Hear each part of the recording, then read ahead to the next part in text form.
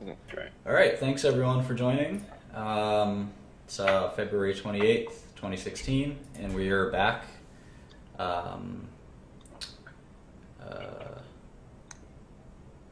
Thanks for joining.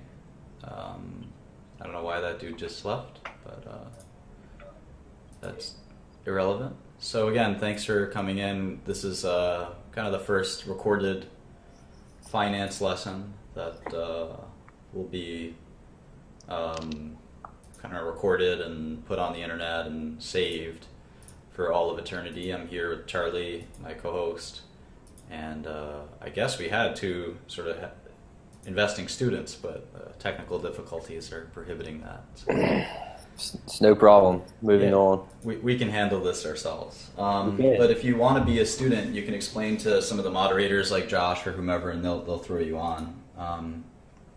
So anyway, I get a lot of requests to do this, and it's probably my most popular topic. So thanks for joining. A lot of people want to learn about finance and learn about investing. There's going to be this format will be a little bit different. We're going to have both the Blab open, which is a four-way video chat, and then we're going to have the YouTube open, which is kind of a little bit different. It's more of me displaying information, so I can draw stuff and kind of show you things with my sketchpad here, or my PowerPoint, or Microsoft Excel, or Bloomberg, and I'll do that. So the way I like to start this off is by talking about goals. I think a lot of people go into finance and investing, and they don't understand kind of what they're after, and I think they have some strange misconceptions about what finance and investing is, and I definitely want to help clear up some of those misconceptions. I think one of the biggest things that you have to understand about finance and investing is that it's not for everyone. I think there's this perception that because you can open a stock trading account that you can do it too. I'm going to unfortunately probably crush a lot of hopes and dreams right now, and that's not necessarily what I'm trying to do, but I think it's a good idea to be realistic about what you're trying to get after, and so one of the things that I like to go through is my own personal roadmap and my own personal story, because that'll help give you some insight into what that looks like. And so in any event, I was born in Brooklyn, New York in 1983, so I'm 32 now. And like most people, at some point in my life, I learned that there was something called the stock market. And I'd say most people find it fascinating. I am recording this. Some people don't find it fascinating. They'll never interact with the stock market. But if you found it fascinating the second you were exposed to it like me, you wanted to learn everything about it. And I was probably about 12 or 13 years old when I learned that there was a stock market. And I begged my dad, who is an Albanian immigrant, to open a stock account for me. And he did. I was surprised. I begged him a lot, and he finally opened up a stock account. And the minimum amount of money that you needed to invest in the stock account was $2,000. And I think it was, I invested in that stock account for a while. And then I ended up getting an internship and a job at a hedge fund. So when I was 16, 17. And that was an unusual early look into investing at working at a hedge fund. And I ended up staying in the hedge fund industry for some time after that. But I think what's important to understand is I never had any dreams of turning my initial investment into a lot of money. In fact, at the end of the day, what I understood and what I'm trying to tell you now is that when it comes to kind of this concept in the industry called OPM, or other people's money, and then we have, and I'm drawing this on the YouTube, and then you have a family office. There's sort of two options, right? And nobody here is wealthy enough, I don't think. Most of you at least are not wealthy enough. I'm sure there's someone who is, but most of you are not wealthy enough to just have your own family investing office. And what that means is you don't have any investments from any third parties, you don't have any partners, you don't have any investors, it's just your money. And there's a few people who are like that. George Soros is a good example. I was in his office the other day. Carl Icahn, Michael Bloomberg, Michael Dell. Most recently, Steve Cohen, a good one. Bill Gates has a family office called Cascade. I heard if you call Bill Gates' family office Cascade, they hang up on you and they say, "How'd you get this number?" And they change the number. But like a few hundred people work there. And in any event, the point is there's a handful of people that say, you know what, I don't even need investors. I'm just going to invest my own money. If you look at that list, that name, Soros, Icahn, Bloomberg, Dell, Cohen, and Gates, you are not that. You are not that. You'll probably never be that. If you do want to succeed in investing, you're going to have to go the OPM route, other people's money, as we say. Other people's money. And that doesn't have to be people. It could be pension funds and banks. Companies. And, yeah, banks. Would you consider that other people's money? Sure, of course. It's not yours. Anything that's not yours is other people's money, right? So, it could be. It doesn't have to be people specifically. So who does this other people's money approach? Virtually everyone else. And so if you think about big hedge funds, Oxif, Citadel, I don't know, let's see, private equity, Carlyle, Fortress, even Berkshire Hathaway is technically only half owned by Warren Buffett. So even Warren Buffett, the richest man in the world, still invests other people's money. 3G Capital, I always talk about them, but Sure. They use Buffett's money. I mean, they use a lot of other people's money, but Yeah. that's just one example that they use him as a financing partner. Yeah, and so the point I'm trying to make is that this concept that you will, Pershing Square, Greenlight, Third Point, all those hedge funds. So the point I'm trying to make is that if you have any ideas of you taking your money and making it a huge fortune, I think it's probably really unlikely and a little crazy. There's certainly people who have done it, who have gone from zero to hero. I'll give you a few examples. There's a guy named Joe Lewis. If you're dead set on it, it's doable. I just don't recommend it. You look these people up. Joe Lewis was a currency trader. And even, I think he's probably the best example. I was going to say some people got their start, like Bruce Kovner is a really good example, who kind of got his start doing that and ended up sort of getting more family office-y. But he was a family office. He went the other direction, as a matter of fact. So you can do it. It's very difficult and unlikely. The more sort of the better option is to be to try to use your skills, have enough skills to get other people to pay you. And so from my perspective, I tried to be as realistic as possible. I was 17 and I said, all right, I'm poor. If I save every penny I have, I'll still be poor. And what I need to do is find a way to stop being poor. And the best way to do that is to gain some skill that someone's going to pay me for. And that skill is not turning a little bit of money into a lot of money. That's very difficult to do, as I'll explain here in a second. The very best investors of all time, the very, very best investors of all time make about 20% annual returns. And that's on the high end. That's a miracle, 20% annual returns. Most of them are making 10 to 15% annual returns. Anything above 20%, I think a lot of people view as suspicious. And this is, you can certainly make more than 20%. What I'm referring to is when you're managing other people's money. It's very difficult to make more than 20% per year. Obviously, some years you'll be up 40%. Some years you'll have made no money, maybe even lost money. But in general, the idea that you can make more than 20% a year over the long run is fallacious at best. There are people who have done it. Renaissance Capital, for instance, Renaissance Technologies, made more than 50% annual returns for a long time. Having said that, they did it in a way, quantitative investing, that was more of a business than an investing success, if that makes any sense.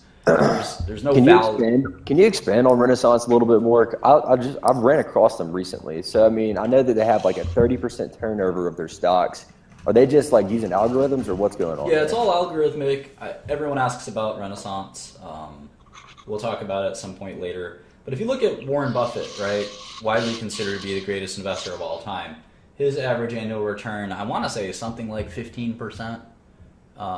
In that sort of category. It's not a miraculous return. So just keep that in mind. In any event, it's the power of compounding that, I mean, obviously it's obvious, but 15% or 20% a year for 20 years compounds into a whole lot of money. Yeah, especially if you're getting fee income. That's the key, is that if everyone says, well, what can I do with $2,000? What can I do with $20,000? What can I do with $50,000? Absolutely nothing. Absolutely nothing is the answer. Don't waste my time or your time thinking about it. If you want to be an investor, you have to become a great investor first, and then you can think about making money second. It doesn't work the other way around. You can't just ask people for stock tips or. That's a good one, Gigi. You can take the $20,000 and go on a nice vacation, basically. But you gotta worry about getting your skills, and then hopefully someone pays you for your skill. So that's sort of the point there. So yeah, for a long time you'll be sort of getting fees instead of making your own money, which is or making money on your own money, which I think is actually great, because the thing about fee income is you could be wrong on your advice and you still get paid, which obviously isn't a great thing. But if you're let's say you're an analyst at a hedge fund and you're making, I don't know, $1 million a year because you're a good analyst, and for 5 years you make $1 million a year, and then your 6th year you make the stupidest recommendation. You say, I want you to go long. I'll pick something that went down a lot. I want you to go long oil stocks, and you lose the firm $100 million, and they fire you. But you still have $5 million in the bank that you made last 5 years. So you basically got 6 years of work where you lost your company money and you still got paid $5 million. Obviously, that's not a good place to be. No one wants to have done that.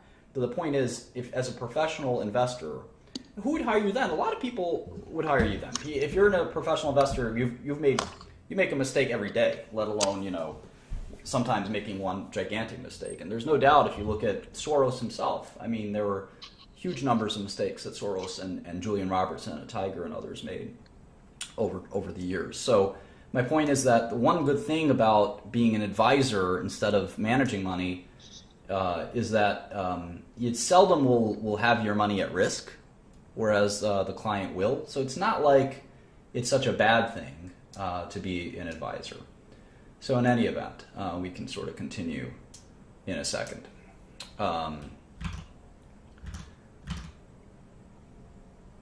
And then finally, I mean, the idea that your advice has to be worth something to someone before it can be valuable to yourself, I think that makes sense, right? From my perspective, I sort of said, well, I can try to invest my own money, my tiny amount of money, but why would I do that if someone else isn't willing to pay me for my advice? I mean, if I'm so good at this, there should be, and there's a free market out there, there should be someone who's willing to pay me and say, okay, I want to know what biotech stocks that you like, or what oil stocks do you think are good shorts, or what trades to do. I think that made a lot of sense to me as a kid, is that before I can invest someone else's money, someone should be paying me for at least some advice, one good stock pick a year, something like that, where it would make sense that I would be able to provide advice.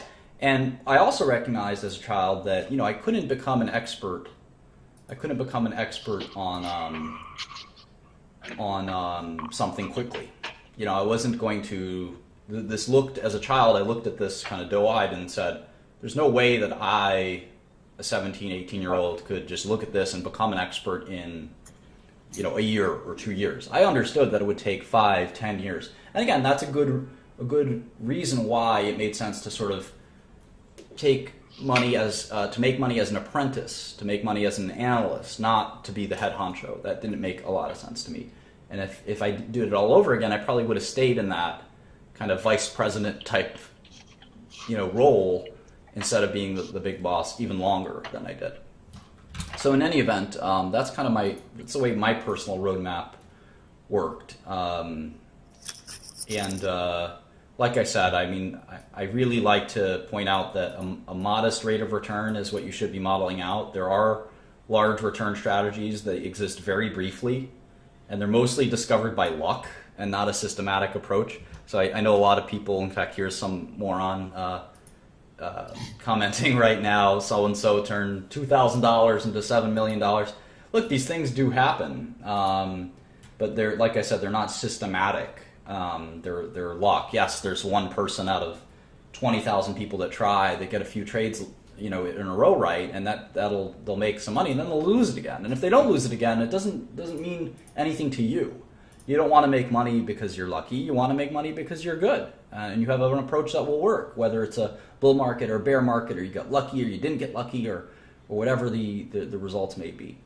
So that's sort of the perspective that I think we're going to take here. Is we're not looking for quick hits. We're not looking for one fast way to make money. We're looking for a very long-term 50, 60-year approach that will work until the day we die, and we'll be getting a good, not an exceptional or insane, but a good, healthy rate of return for a long time. I'd be happy to make 7% annual returns the rest of my life. That would be an enormous return, in fact. And I think I'll tell you all about my theories on this, that I actually think that a 7% return is very difficult return to generate over the long run. Okay, so let's go to my next slide. So that's my sort of personal roadmap. The next part is just sort of, trying to achieve that and planning for it. And I think that this is the hardest thing in finance. A lot of people are bad at planning their career, and I would include myself in that as well. I spend a lot of time spinning my wheels, as they say, kind of running to stand in place, or whatever you want to say.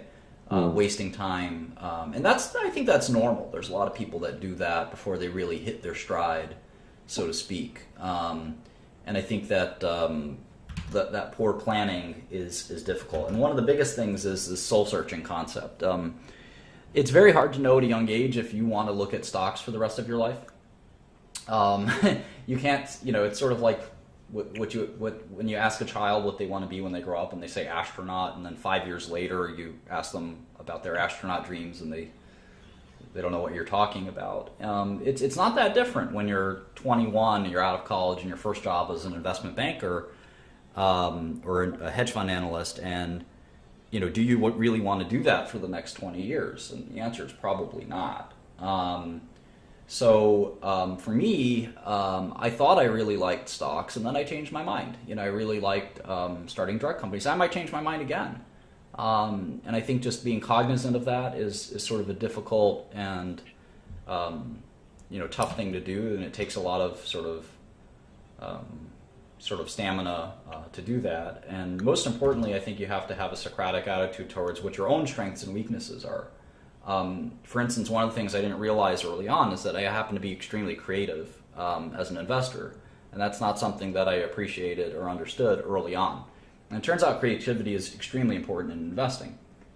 But discipline is important too, and you had to be Socratic about whether or not you're good at everything, and nobody's good at everything. Everyone has some weaknesses, and for me, discipline was certainly one of my weaknesses. Another strength I had was work ethic. I could put in 100 hours of work, no problem, and I'd enjoy it. A lot of people couldn't do that. But I had other weaknesses as well. I was certainly early in my career, I was very immature and kind of my interpersonal skills weren't very good. Nowadays, I get along with everyone. But back then, I could be kind of a prick and a bit arrogant as well. And those are things that I kind of learned over time weren't beneficial to me, and probably were still, probably were not only not beneficial to me, but as an investor, but not beneficial to me as a person. So I've gotten a lot better in the workplace, being a friendly person that can collaborate and cooperate with people.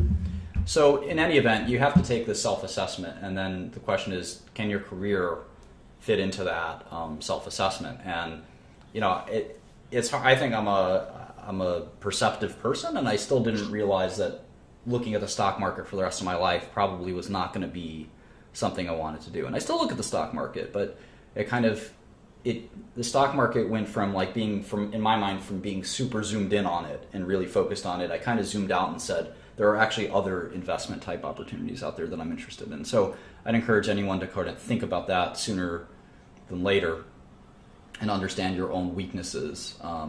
The second biggest mistake, I guess, that I think people make, and I see this, it's much more subtle, but I see this in people who are 30, 40, 50, 60 years old, and it's a refusal to admit that the way you made money for any period of time up until then was an accident.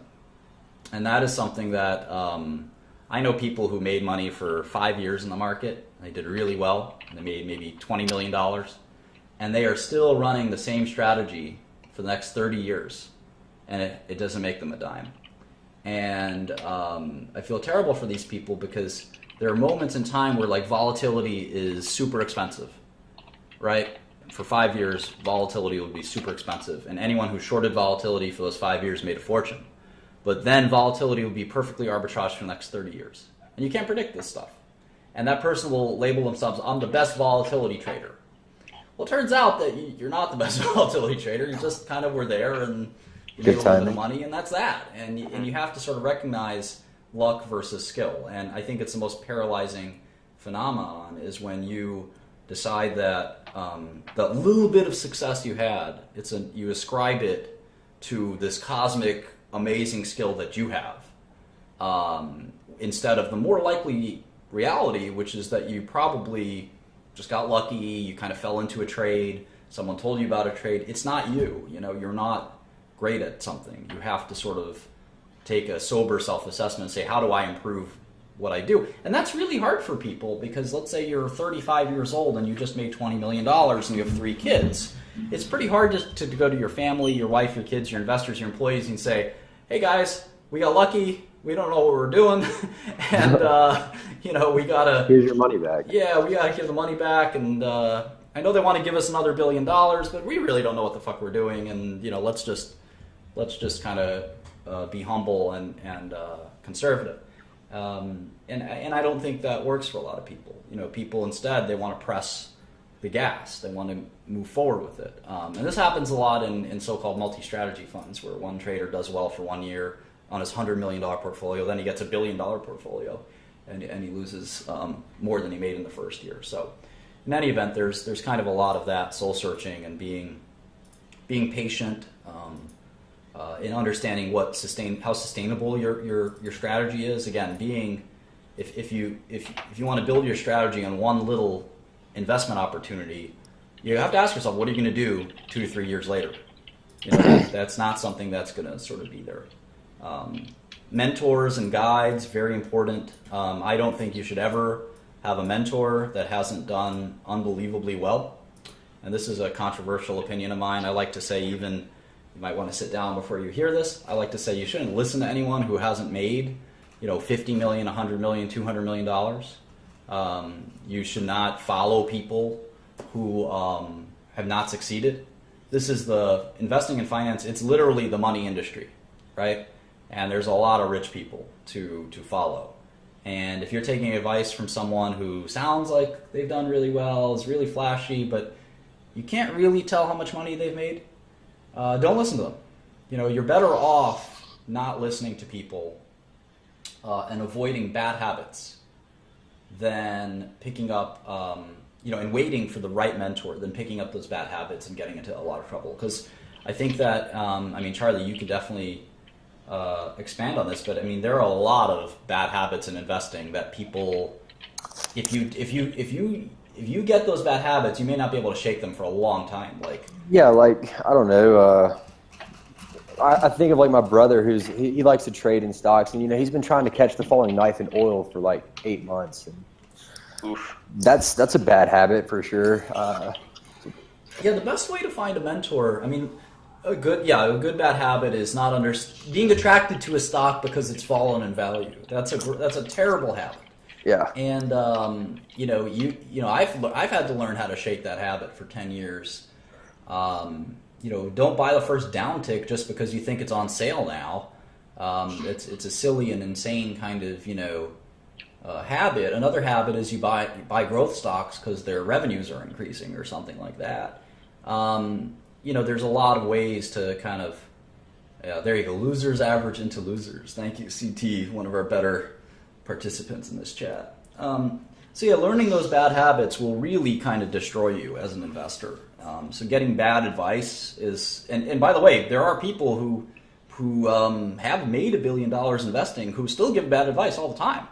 It happens. I mean, we all have our bad habits. But you're better off listening to the people that have made 100 million, 500 million, $1 billion instead of listening to the guy that made $1 million by accident. And now he's probably going to go broke soon. That's the kind of person to avoid. And that's so difficult to say though, because most of us just don't have access to those kind of people.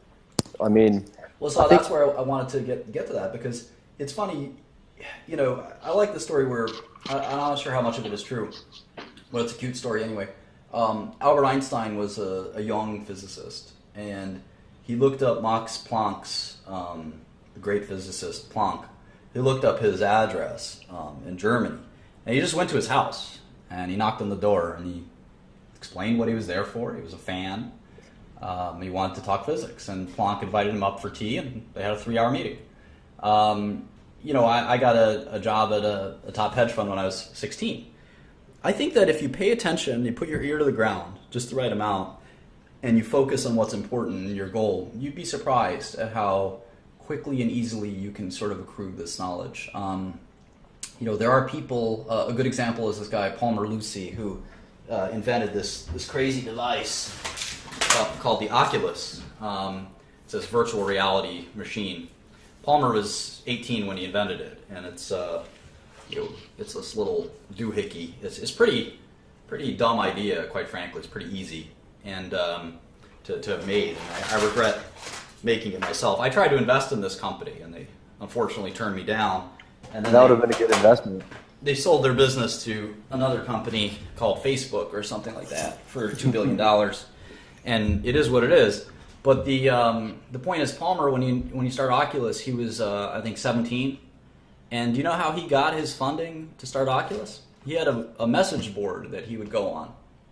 And on the message board, one of the users on the message board was the guy who started id Software, who created Doom, the famous video game. Great game. Great game. And the guy who created Doom, this guy Carmack, was listening to Palmer talk about virtual reality. And Palmer was an expert in virtual reality, even though he was 17 or 18. He was a dropout, I think, or something like that. But he was brilliant at one thing. And Carmack started messaging him, saying, look, you may not know this, but I'm actually kind of someone who might be able to help you. And Palmer said, let's discuss that. And they started Oculus. And they created a $2 billion business. So the point is, I think if you focus and you don't, again, to me, it's also about psychology in my PowerPoint here. If you don't think you could ever meet a mentor or a guide like that, then you probably already have lost the game.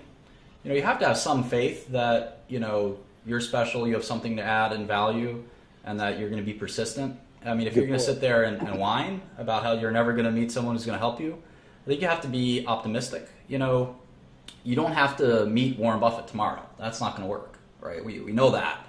But can you meet someone who knows him? Sure. Can you meet someone who knows somebody who knows him? You start building your network, and eventually you'll figure it out. But if you sit there and whine and moan, there's never going to be a billionaire who's going to want to know me, then, well, we'll see. Good point. It's absolutely true. So, okay, so how do I teach myself? A lot of people ask this question. Where do I go next? How do I get started? And we'll talk about actual balance sheets and income statements in a minute. But this is sort of a preface. Hey, Martin, I'm really sorry to do this. I'm about to go catch a job with a friend of mine. But it's good to see you. It's great to see you guys. I'm glad you've got such a good following today. I wish I could add more, but yeah, you guys enjoy it. Hopefully somebody that can add to the conversation will take my seat. Thanks, Charlie. Definitely. All right. Martin, do you mind if in half an hour I might run home so I can do this from my computer? It might be a little bit better than my phone. You're more than welcome to. If there's any investing experts who want to take his place, you're more than welcome. Just try to pitch why you should be the person to take the place, and then we'll let you in. Anyway, so how do I teach myself investing? Well, I think this is, again, pretty difficult, but again, my mantra of learning from the best makes a lot of sense. I think Warren Buffett and Charlie Munger are my two choices for the best people to learn from. I think if you want to, there's no one better to learn from than the richest person in the world, and that person is willing to write huge amounts of information on investing, which is what Buffett and Munger have done.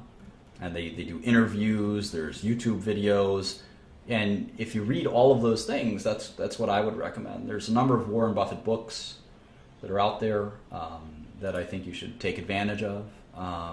There's the letters, the annual letters. In fact, one recently just came out. And then you can also read his old hedge fund letters, which I think are even more instructive. So if you haven't read those, you're not, I think, ready to be an investor. And then certainly, Carl Icahn, all these other folks. I would just try to read everything I can about all of these famous investors. And don't limit yourself to one asset class. You can learn a lot about stock investing from real estate, private equity, venture capital investors. It definitely is important to do that. Hi, Tyler. Hi, Martin. How are you, buddy? Good. Have you heard of the investor Robert Frost? Nope. You should check him out one day. Nope. You should check out leaving this chat room and not coming back. Thanks. So anyway, getting back to my lesson. So what are some good things you can read other than just sort of staying abreast of your favorite investors? I think there are a few things you can read. I wouldn't recommend many textbooks. There's one textbook that I got as a child for my 14th birthday. I asked my dad for this textbook for Christmas. It's called the Brealey and Myers Corporate Finance Textbook. That's the kind of one textbook that I think is important. It makes sense to sort of understand and learn how to discount cash flows. And that's sort of the present value concept that we'll go through in a minute. It's the most important thing in finance by far. Is understanding the value of a series of cash flows. That's kind of what finance is all about at the end of the day. Yeah, I think that textbook is still being used. So I'm glad 18 years later, that it's still a popular finance textbook. So that's the only kind of textbook I would recommend. I think that all of finance, a whole major in school can be taught pretty much in 10 minutes in one formula. So I regretted being a finance major myself, but that's that. Can you be quiet? Sorry, I'll be quiet. Yeah. So in any event, if you want to get really interested in sort of the some really advanced parts of finance, I think you can definitely go to the Journal of Finance, and this is where it gets a little more complicated. This is a pretty scholarly journal. It is a Buffett. What? Oh, I'm sorry, I'm just reading. Journal of Finance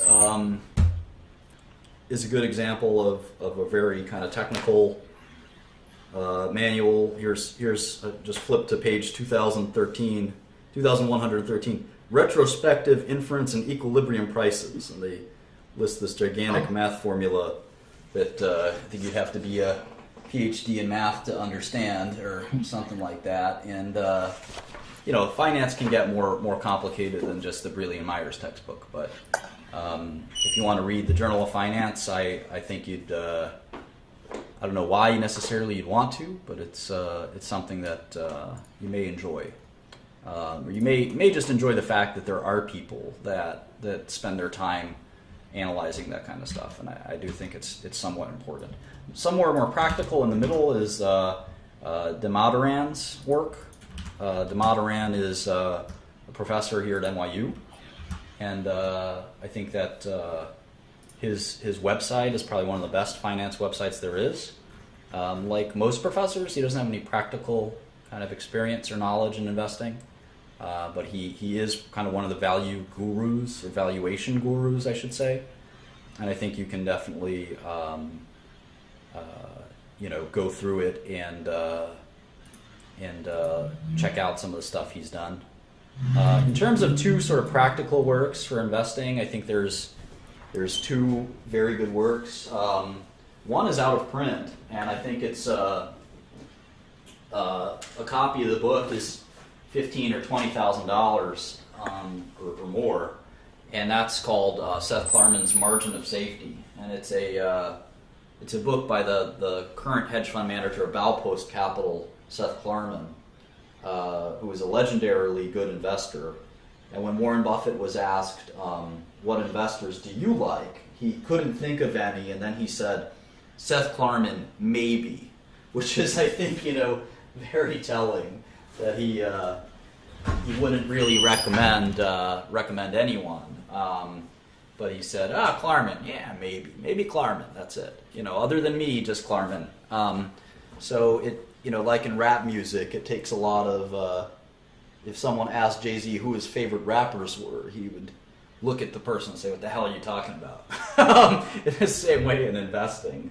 And the fact that Buffett would even say Klarman's name is, I think, very telling. So I think you can get the Klarman book online. You can steal it if you want. I think it's widely shared and traded.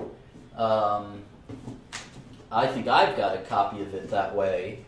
I don't recommend doing that ordinarily, but there's no copies left. And in a case like that, I think most people don't mind getting a copy of The Margin of Safety. The second book I recommend, which I'm trying to find here, I can't find it, is called Phil Fisher's Common Stocks and Uncommon Profits, which is pretty much the only, I think, investing book you need. I don't think the Graham Dodd books are that helpful. But PDF of Margin of Safety will go a long way. I think you can replace the Graham Dodd books with the Margin of Safety. It's kind of a modern version. So Phil Fisher is a good example of basically it's a great book. It's a manual on due diligence in my eyes. And it's not like there are not other books. I'm not telling you that there are not other good books out there. I like Jack Schwager's series of books, like the Money Masters series, where he does an interview with all these various investors. There's a number of those books. There's a book called Business Adventures that Bill Gates and Warren Buffett both agree is a fantastic book. So there's a number of books out there that you can read, and the more obsessed you get with all this stuff, the better. Okay, so that's enough for kind of the introduction to like the soft stuff in terms of market wizards. There you go. That's sort of enough with respect to introduction to kind of like what how I view the career and the kind of nature of a life in finance, and we're going to actually get to technical instruction in finance, which is going to be painful and difficult for a lot of you, but I think it could be fun. So what's the best way to start? God only knows. I gave you a little bit of my life story, gave you a little bit of kind of an approach to learning more about finance. Now I'm going to actually teach you some stuff, which is going to be, like I said, somewhat painful and difficult. Sorry.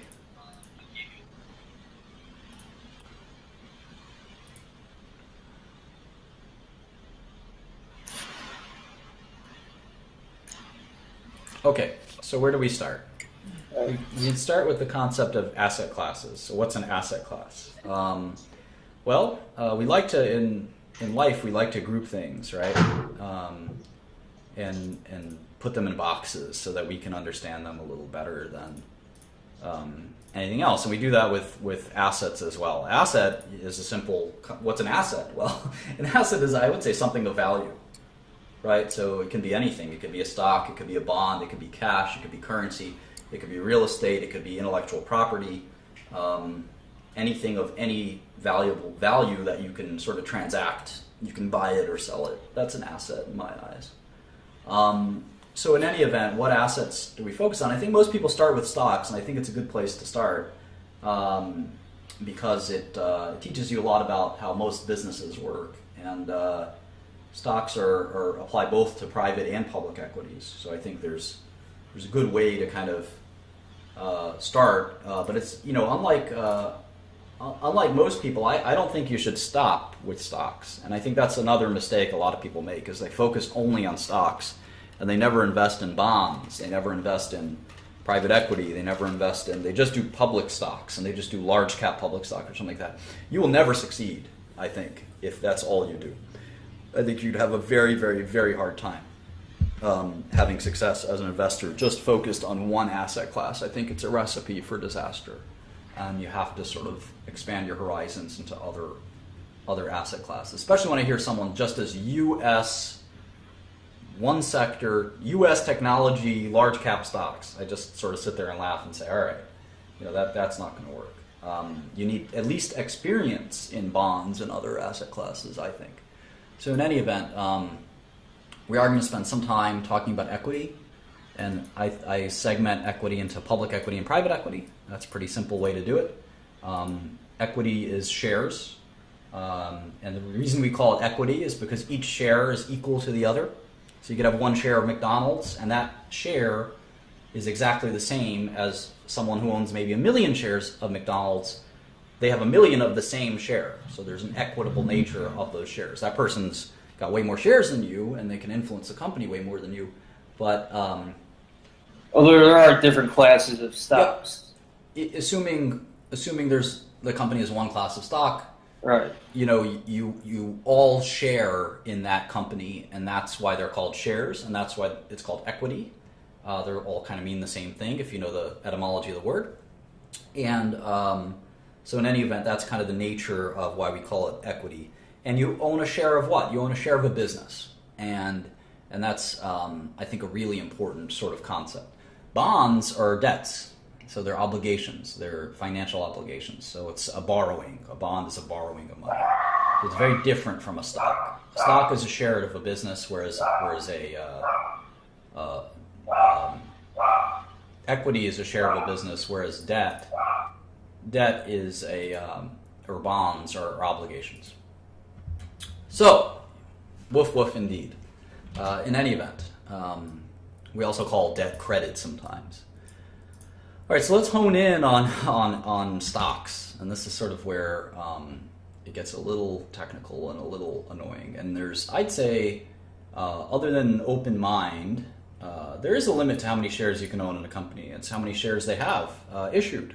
And we'll talk all about that in a second. There's a couple of great things about finance and a couple of terrible things about finance. One terrible thing is that it takes a long time to understand, and it's pretty technical and difficult. And even when you understand it, it's very hard to do successfully. One of the things that I didn't mention in my introduction, my preface, is that you cannot be a part-time investor. That concept is illusory.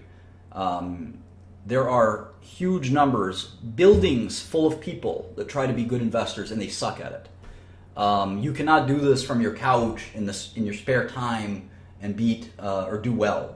You will lose your money. I guarantee it. Maybe 1 out of 1,000, 1 out of 10,000 will buck the trend, but 99.9% of you will fail miserably. And I think that you should not. The only reason you should be watching this is because you have an interest in professional investing. You will not succeed trying to do this on your own.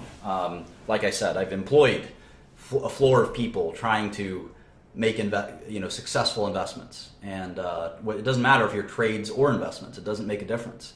You will not succeed, in my eyes, if you don't make it a full-time effort.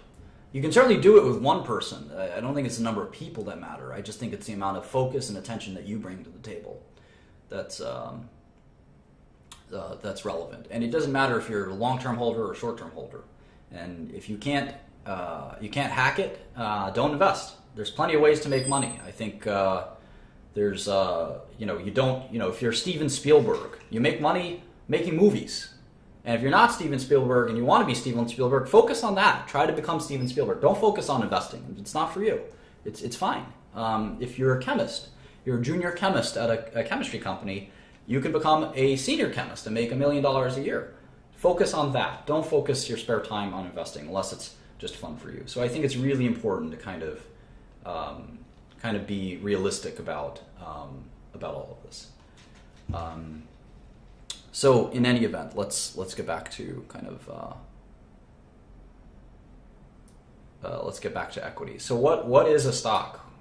How do I figure this out? Okay, so I was talking about how there's some not cool things like I just described, but there are some cool things. One of the cool things about investing is that all you really need is a copy of Microsoft Excel. And if you can't afford a copy of Microsoft Excel, you have other problems on your hands. But the other thing you do is Google Spreadsheets is a sort of an equivalent, more or less equivalent software. But we use Microsoft Excel as our de facto standard. It's basically the only software you can use. I don't know of anyone using anything other than Microsoft Excel. So I've got a copy of Microsoft Excel open here, and you can see it's a spreadsheet software where you can kind of enter data into cells, and you can do functions of computing things in cells. And I'm not going to give you an introduction to Microsoft Excel. I assume you have some knowledge of it, and I'm going to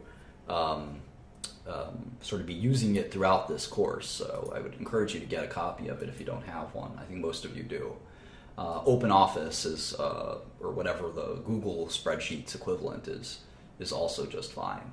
So I've got to block this guy. Anyone spamming is going to be blocked by the moderators. So if you write the same message 10 times in a row, we're just gonna block you, and you're gonna have to make a new thing. And yeah, so you can actually also use a Notepad, and I think that's perfectly fine. If you don't want to use Microsoft Excel, I think you don't have to. You can just use a Notepad. There's no reason to need software at all. So we'll talk about that in a second. Please don't write stuff like RIP or RECT or whatever. Okay, so you need Microsoft Excel. And then the only other thing you need is an internet connection, in my eyes. You don't need Bloomberg. I have the Bloomberg software open. It's $2,000 a month or so, and that's a lot of money. But you don't need that. Bloomberg just makes it a little easier, quite frankly. It's easier. It's in fact easier. I don't use Bloomberg as much because I go to the SEC's website, sec.gov, and I click this search options, and this is sort of my main web page. For many years, this was my home page when I was really interested in investing. This was my home page, believe it or not. That's all, and you can calculate this stuff with pen and paper. It's not that important, but Excel makes it a little easier. So anyway, the SEC filings search page was my favorite. Still is one of my favorite websites, and you can just search for public company filings using this. And you can type the company name, or you can type the ticker symbol. If you don't know the ticker symbol, you can look that up. But let's look up Walmart. WMT is Walmart. So if we do that, we can see all of their SEC filings. And here I'll sort of link this. I use an abacus, Moki says. Here's the SEC. Is the Securities and Exchange Commission of the United States of America. Here's the link to Walmart and their filings, and you can see that all public companies in the U.S. are required. They're required to make periodic statements of their income and so forth. So we'll talk about that in a second. Yeah, don't give me advice on what to use or not use. That pisses me off quite a bit. You should check out this website, bro. It's better. Okay, so what are the ways we look at stocks? So the way I look at stocks is there's six things that I look at for every company. It's the first 6 things that I look at, no matter what. I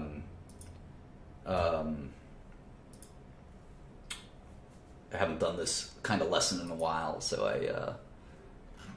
distracted by all the comments. But let me stick to the plan. There's 6 things that I look at for any stock whatsoever, public or private equity. And the first is the stock price, because it's going to be a determinant of the other 5. And the stock price is relatively easy to look up. I would go to Yahoo Finance, finance.yahoo.com. It's I think one of Yahoo's most valuable properties, if I recall correctly. And I just go there, and all right, Bobo, you're typing too much. We're gonna block you. A little too much. A little annoying. Too many comments. So anyway, I'm having a lot of fun here. So anyway, you go to Yahoo Finance, and let's pick a company. Why don't you guys type some company names out here? We'll pick one. Twitter, Comcast. Don't type tickers. I don't need tickers. This is for people who don't know what the stock tickers are.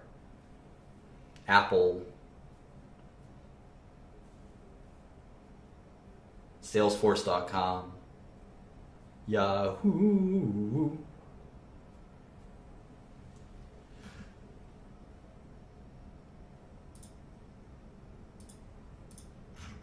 Colgate. No, we don't need stock tickers. We need to be able to look up stock tickers. Coca Cola, that's a good one. Goldman Sachs, GoPro.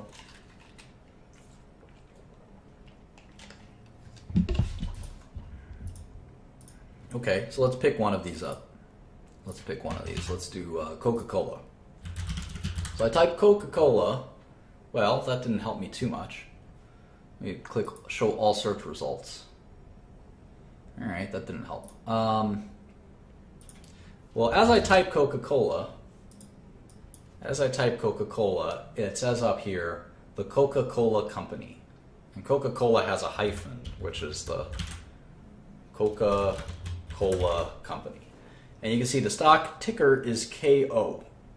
KO. And I know that's confusing because you also see here's Coca-Cola Enterprises, and here's Coca-Cola Bottling.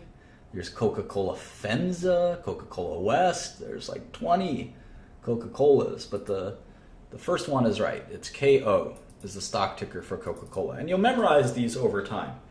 They'll become abbreviations. KO is the stock ticker for Coca-Cola, and it has been for many decades. And the stock price is $43.14. What does that mean? What does that mean? A lot of people get confused about what a stock price means. And a stock price doesn't mean a whole lot. All it means is that the price of one share of that company, one share, is $43.14. And the price of that share will fluctuate based on traders. One trader will sell it for $43.13, and that's the new price. Immediately, as soon as it changes hands at that price, that's the new price of Coca-Cola. And that's we call that the last price principle. The last price that the stock traded at is the price of the stock. That's a pretty interesting concept, which we'll talk about more and more. But take it for granted for now that the last price that a stock traded at is the price that we're going to focus on. And that's why if you read it, it says last price. That's often what we'll refer to it as. And you can see on Bloomberg as well, the last price of Coca-Cola is $43.14. And you can even see during the day how it fluctuated. And I can zoom in here and even show you in great detail. You can see it. Here it traded at 43.16. Here it traded at 43.16.5, 43.12. Is fluctuating every minute, every second. It's trading in that $43 range. And why doesn't it trade all of a sudden at 42? Well, it's because there's someone willing to buy it and sell it at 43 at all times. The only difference is they're not sure if they're willing to buy it, sell at 43.10 or 43.20, and this changes as time stretches out. The prices will change more dramatically. You can see here that it fluctuated between 43 and 44, all the way down to 43 again. So in any event, that's sort of we'll talk more about that dynamic in a minute. So the price of one share is $43. But how many shares are there? And the way I think of it, is think of it like a pizza pie. Back on the YouTube here, if you want to check it out. Basically, think of it as this is the company. It's the whole. And as a great philosopher once said, the whole is equal to the sum of its parts. And a share is a part. You could also say the whole is equal to the sum of its shares. Same concept, right? So you're buying one share. Well, if there are 4 shares, that's nice. You own 1/4 of the company. And when you start a brand new company, sometimes you only have 4 shares. And you say, all right, well, I'm going to give 1 share to my friend Billy the Fridge. I'm going to have 1 share for myself. I'll color in black. This is for Billy the Fridge. This is for Crystal. And this is for John. And we each own 1/4 of the company. This is Martin's shares. Okay, well, what about Coca-Cola? There's one, let's say you bought 1 share for $43. This is your share. $43.14. And maybe you got lucky and you bought it for $42, or you got unlucky and you bought it for $44. What difference does it make? Well, how many shares are there? How many shares are there? Well, let's go back to our plan here. Let's say we had we're starting this YouTube company. We're going to stream all these interesting videos on YouTube, and we're going to make a fortune doing that because YouTube is going to pay us the big bucks. That's kind of what our crazy business plan is. And it's going to be the 4 of us. Crystal's going to make sure the stream goes well. Billy and I are going to be entertaining, and John is just going to, I don't know what John does. But either way, we decide to split the company up 4 ways, and we say, you know what, to split this company up 4 ways, everyone has to invest $100. So we do that, and we've got 4 shares outstanding. 4 shares outstanding. And then John, because he's a derelict and a scumbag and a deadbeat, John decides to sell his stock. He says, you know what? I'm going to sell my stock for $200, and I'm going to sell it to Akil. Okay, now I look at this and I say, well, there's still 4 shares, right? But John's out and Akil is in. But there's 4 shares and each one is worth $200 because Akil bought it for $200. So I could probably go find someone to buy my share for $200. So the total market cap or market value of the company, of this YouTube stream, let's call it the YouTube Streamers Inc., is $800. Because each share is worth about $200. Is it worth exactly $200? Well, what does worth mean? Worth means what you can sell it for. And the last time someone sold it, they sold it for $200. And John sold it, and Akil bought it, and that's what we call a trade. They traded. Akil traded $200 out of his pocket, and John traded 1 share of YouTube Streamers Inc. And I'm happy because I bought my share for $100, and now someone's willing to buy it for $200. And maybe Crystal will sell hers for $150. She tries to sell it for $200. She wants to sell it for $1 million, but she can't because the buyers and sellers are willing to trade at $150. And that's sort of the concept. Now, how many shares outstanding does Coca-Cola have? Well, this is where we can go to our SEC filing and look up their 10Q filing. The 10Q is the quarterly report. Quarterly report. And you have to file this under the SEC rules every quarter. The 10K is the annual report. So you will get 3 10Qs a year and 1 10K a year. And this makes sense. There's 4 quarters, but the 10K is the annual report and it includes the last quarter.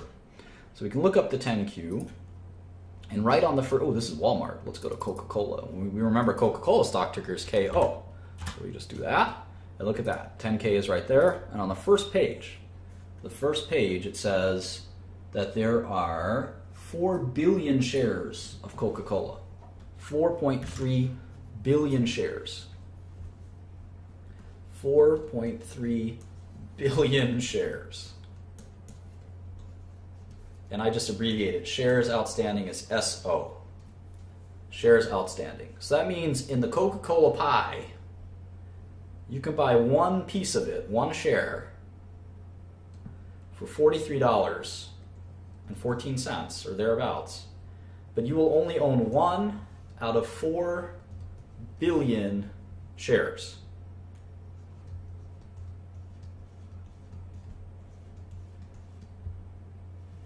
Wow. 4.3 billion pieces. So even if you bought 100 shares, how much would that cost you? Well, it's $43.14. I want to buy 100 shares. Let's see here. It's $4,314. Now that's a little bit more money. That's a little bit more money. That's the price of a nice Kanye sweatshirt, for instance. $4,314. So you can instead of buying the Kanye sweatshirt, you can buy 100 shares of Coca-Cola. But now you own 100 shares. Maybe it's a little bit bigger, this line. You own 100 shares out of 4.3 billion shares. Well, what if you wanted to buy 100,000 shares? Well, you can add 3 more zeros. It would cost you $4 million. That's about the price of Kanye's album sales. That's his album sales, $4 million. Or maybe how much he might make from the album. Not a lot. So instead of making an album like The Life of Pablo, you can buy 100,000 shares of Coca-Cola for $43 a share for $4 million. And you still don't own that much, right? 100,000 shares out of 4.3 billion is a very small amount.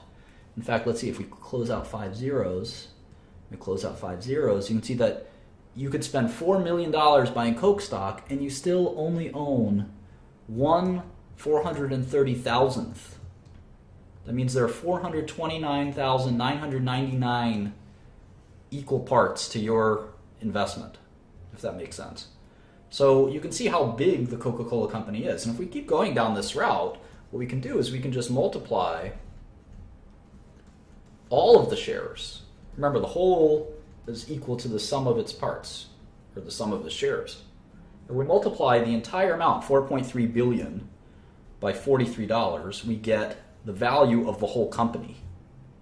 Because the whole company is its 4.3 billion shares, and if each share is worth $43, the whole company is worth about $187 billion. That is the value of Coca-Cola. And if you think about how much money that is, it's a lot, obviously. It's more than almost any other company. Well, there's only a few companies that are bigger. Apple or, I don't know, let's see, Google, Facebook, Microsoft. Just a handful of companies that are bigger than this. And if you think about a well-known company, let's pick another well-known company. Why don't you guys give me an example of a well-known company? Like a restaurant or some other well-known company that we care about. Yeah, how about JetBlue? We take JetBlue all the time, right? It's got to be as big as Coke, right? You guys think it'll be as big as Coke, JetBlue? How big is JetBlue? It's a $7 billion company. Actually, more than I thought it would be. $7 billion company. JetBlue.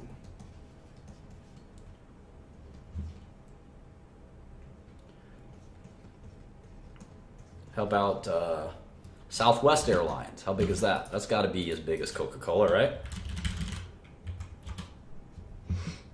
It's a $27 billion company. That's more than I thought. Wow. Hooters? McDonald's? McDonald's is a huge company. It's a misleadingly small companies. Apple is 700 billion. White Castle. Let's pick some other companies. Let's pick. Here's a drug company I'm familiar with. It's called Agerion. It's a $163 million company. They have an FDA-approved drug for a rare and deadly disease, and it's worth $163 million.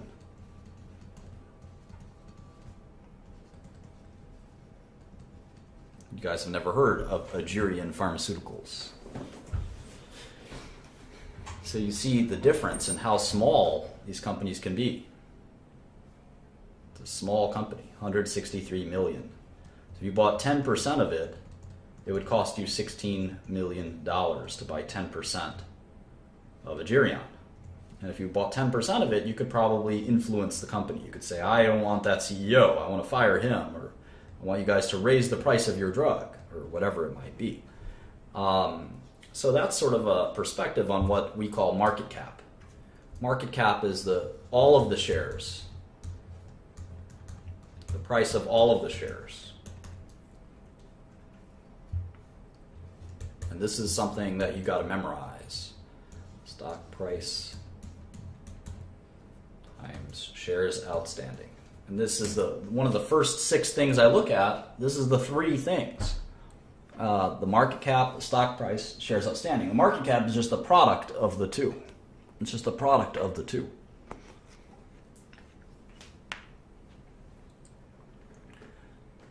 And you'll notice that the share price has no resemblance to the value of the company. Let's take a look. So zoom in a little bit here. We're going to do Coca-Cola here. Coca-Cola. I'm going to do my Gerion Pharmaceuticals. Let's see, what was that? Gerion stock price was like $5.66. Let's do JetBlue.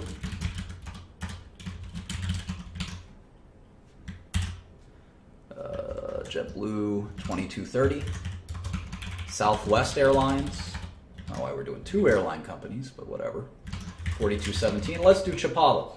I think you guys know Chipotle.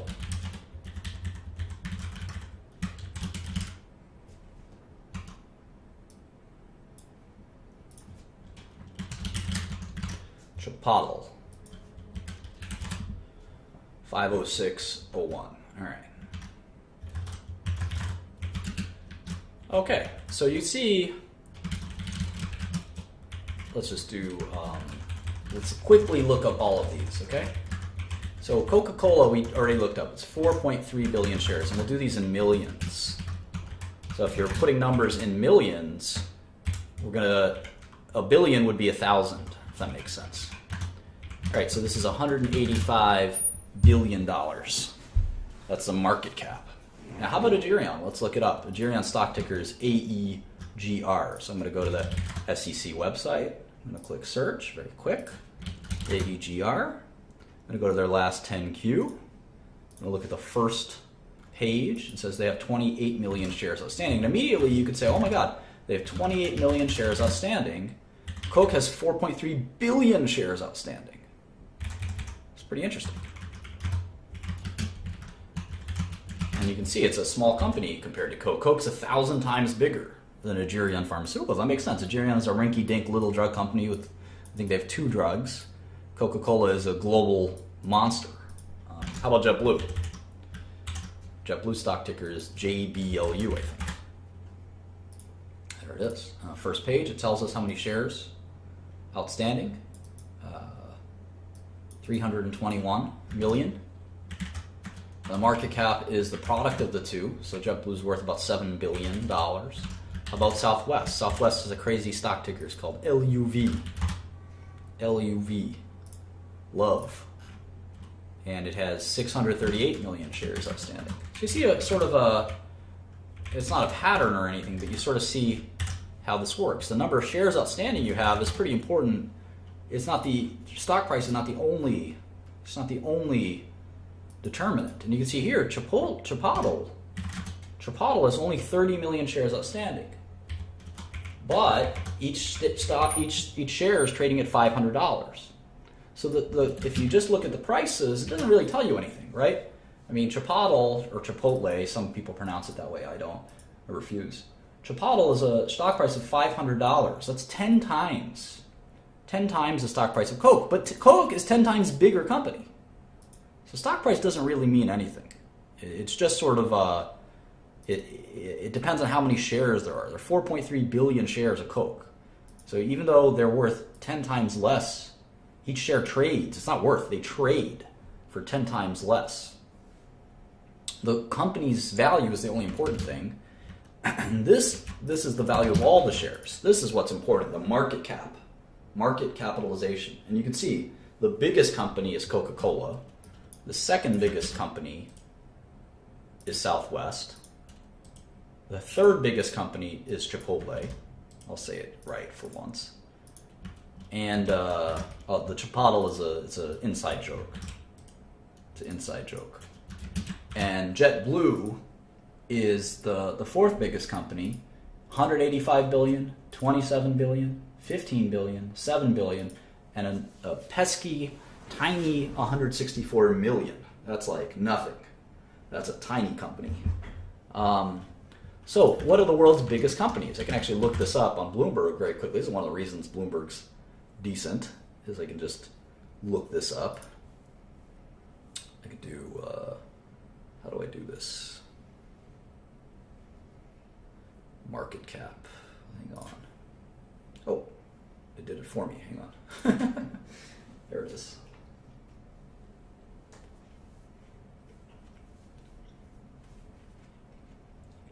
The biggest company in the world is Apple, 537 billion. Next is Alphabet, then Microsoft, then ExxonMobil. And you can see Coca-Cola is down here at number 22, 187 billion. Amazon.com doesn't even make money, and they're $9 billion, ninth biggest company, 260 billion.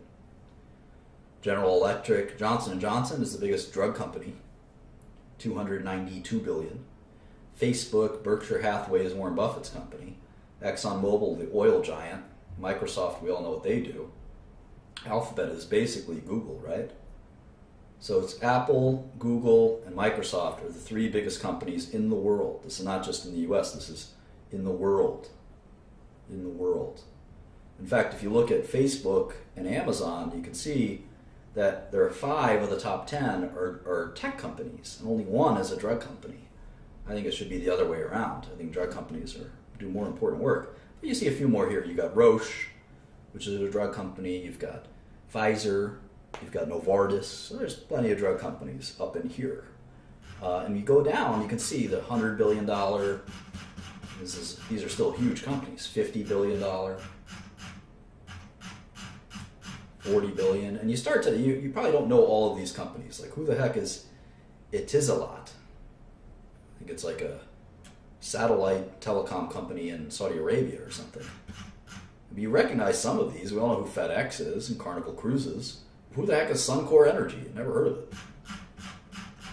And you can go all the way down to a $1 billion company, or a $3 billion company at least.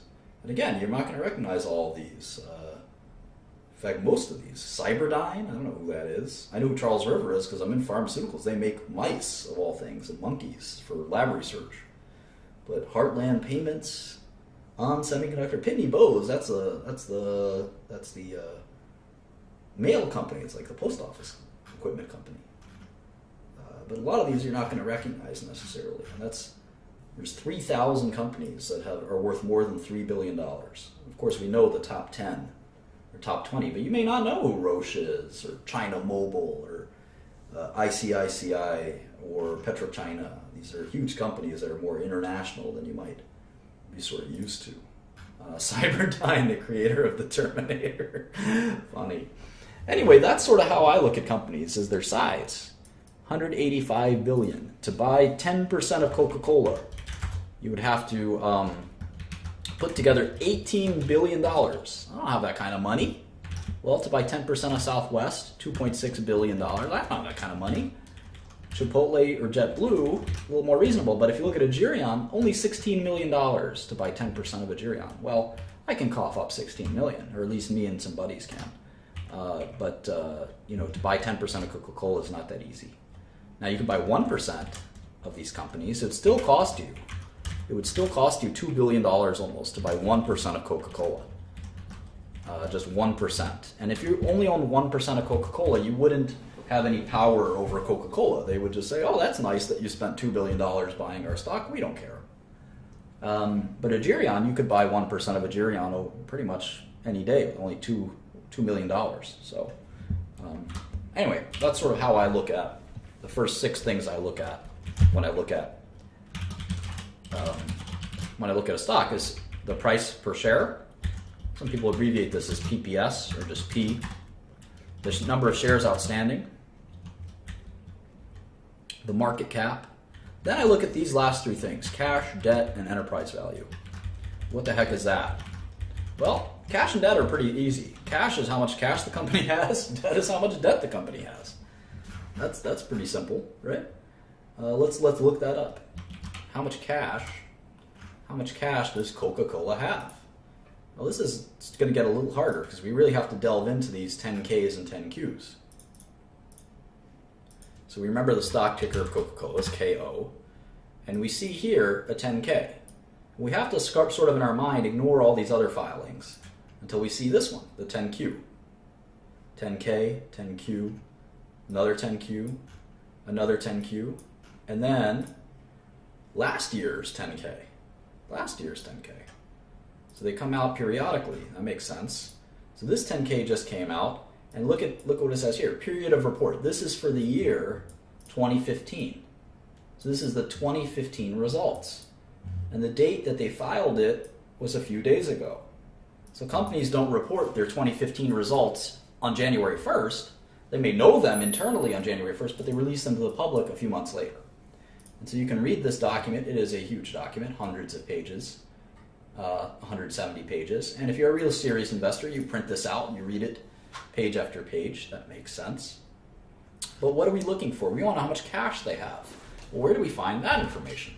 Well, it's on one of the financial statements known as the balance sheet. The balance sheet. And the balance sheet is one of three key financial statements. And it's the one we're going to look at most closely right now, the balance sheet. So where do we find the balance sheet? Well, we'll take a look here. There's something here that says financial statements and supplementary data. Let's click that. Oh, look at that. Here's a statement of income. That's one of the three. And here's the balance sheet. So the balance sheet will tell us how much cash they have. Well, here's cash and equivalents, $7 billion. Remember, this is in dollars and millions.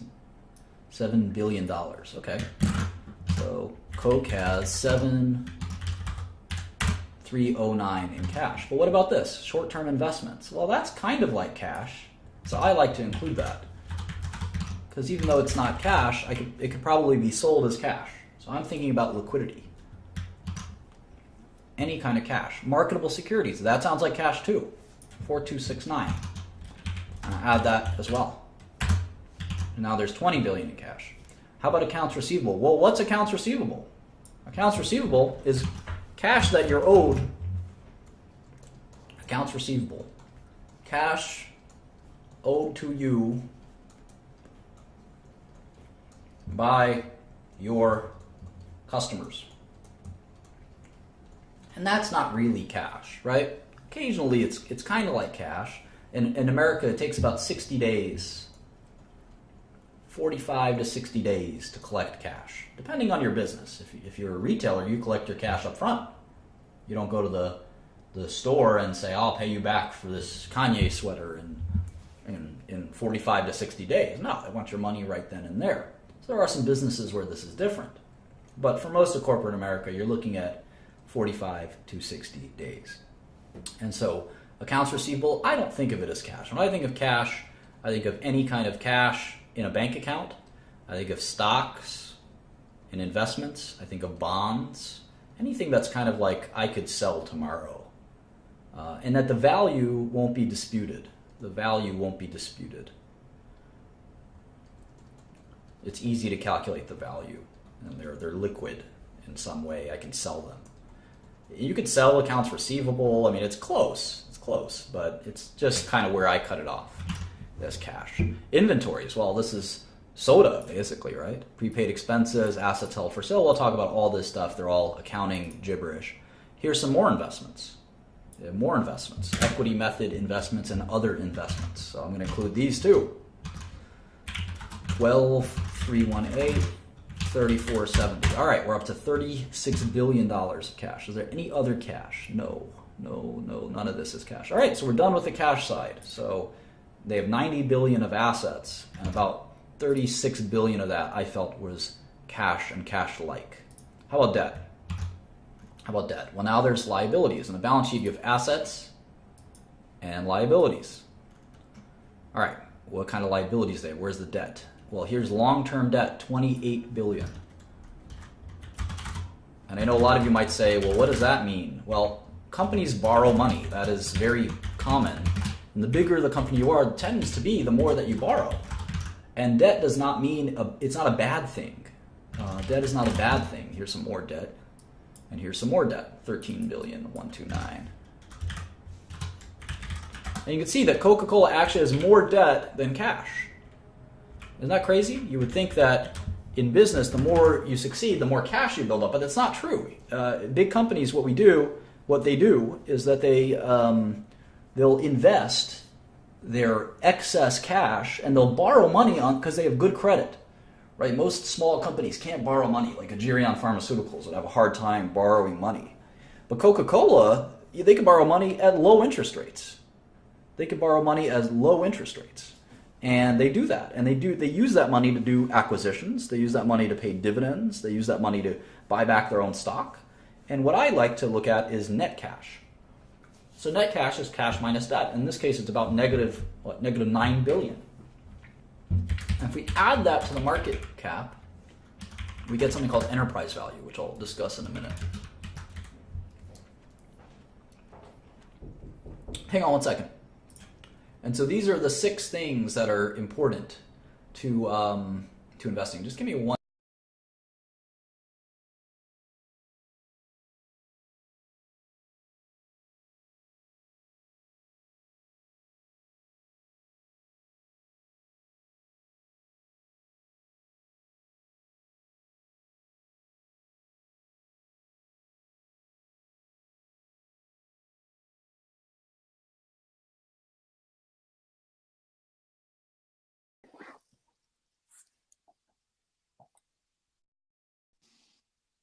Hey, let's talk some investments, guys.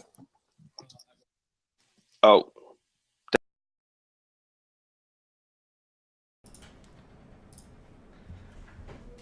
Okay, I'm back. Sorry about that.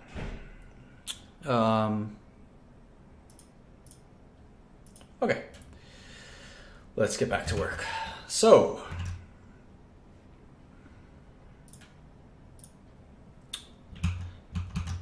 okay, so we have market cap and then cash and debt. And cash and debt, it all makes sense, right? I mean, you cash and other investments, basically things that I can sell and have cash. Debt is money I owe, right? This company has borrowed money and will have to pay this back. And the difference here is about, what, $9 billion? $8.5 billion. So if you buy a share of this company, you actually you're also buying that kind of net cash. So if you buy a company, let's just make up our streaming company again. We'll call it the Young Streaming Co. And forget about what the price of the shares outstanding, market cap, cash, debt, enterprise value. Let's say, like I said, the price was $200. There's 4 shares outstanding, so the value is $800. But let's say there's $1,000 of cash and no debt. When you buy all 4 shares of the streaming company, you've bought the company. If you bought all 4 shares, you've bought the company. You've bought the entire company. And if the company has $1,000 of cash, what ends up happening is that that's your cash. That's your cash, right? You could take that cash and put it in your own bank account. Does that make sense? Now, it's the company's cash, but the company can pay a dividend. And yeah, you get $200 basically for free. And you get the whole business for free. And I hope that makes sense. If that doesn't make sense to anyone, you can dial in and I can try to explain it further. Does anyone have any questions?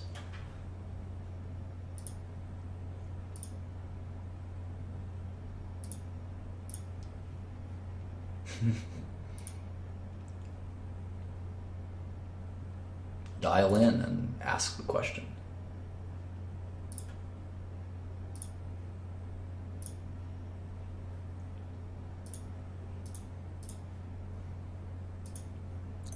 Hey Martin, can you go over the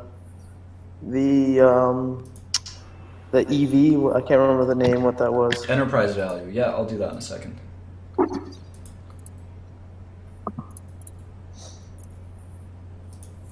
Okay, so basically, let's see here. Are you on my YouTube stream? Yeah, I'm watching the YouTube stream. Great. So you understand the market capitalization? Yep. I got Great. that part. Okay. So we're looking at this imaginary company. Well, let's look at a real company. That's maybe easier. So Coca Cola. It's a $185 billion company. That makes sense. They have $35 billion of cash.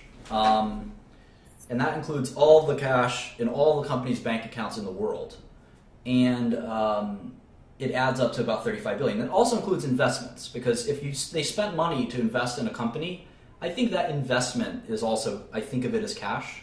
You don't have to do it that way. It's the way I recommend doing it, because in my eyes, I think of it as cash, because if I take over this whole company, Coca-Cola, I'm not just buying the bottlers, the manufacturers, the concentrate they make, and all of the things of the company. I'm also buying their bank accounts. I'm also taking over their debt.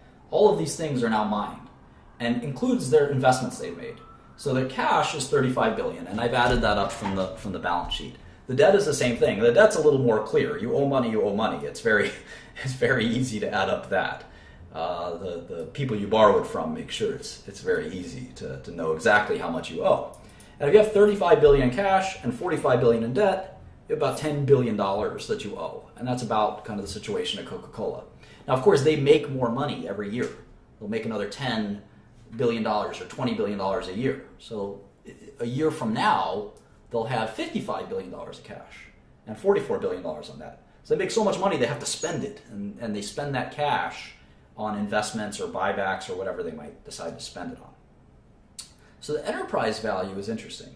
The enterprise value is the market cap, which is, as we know, the value of the company.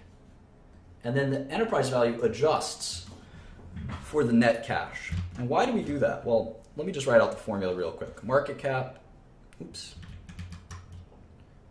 could start with market cap. Market cap minus cash plus debt equals enterprise value. And why would we care to do this calculation?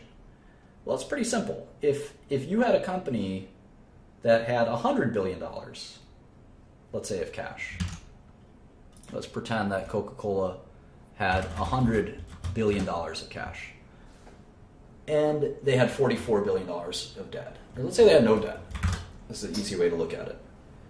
The enterprise value is $85 billion. That's the value of the business after you've taken the cash into consideration. Does that make sense? Yeah.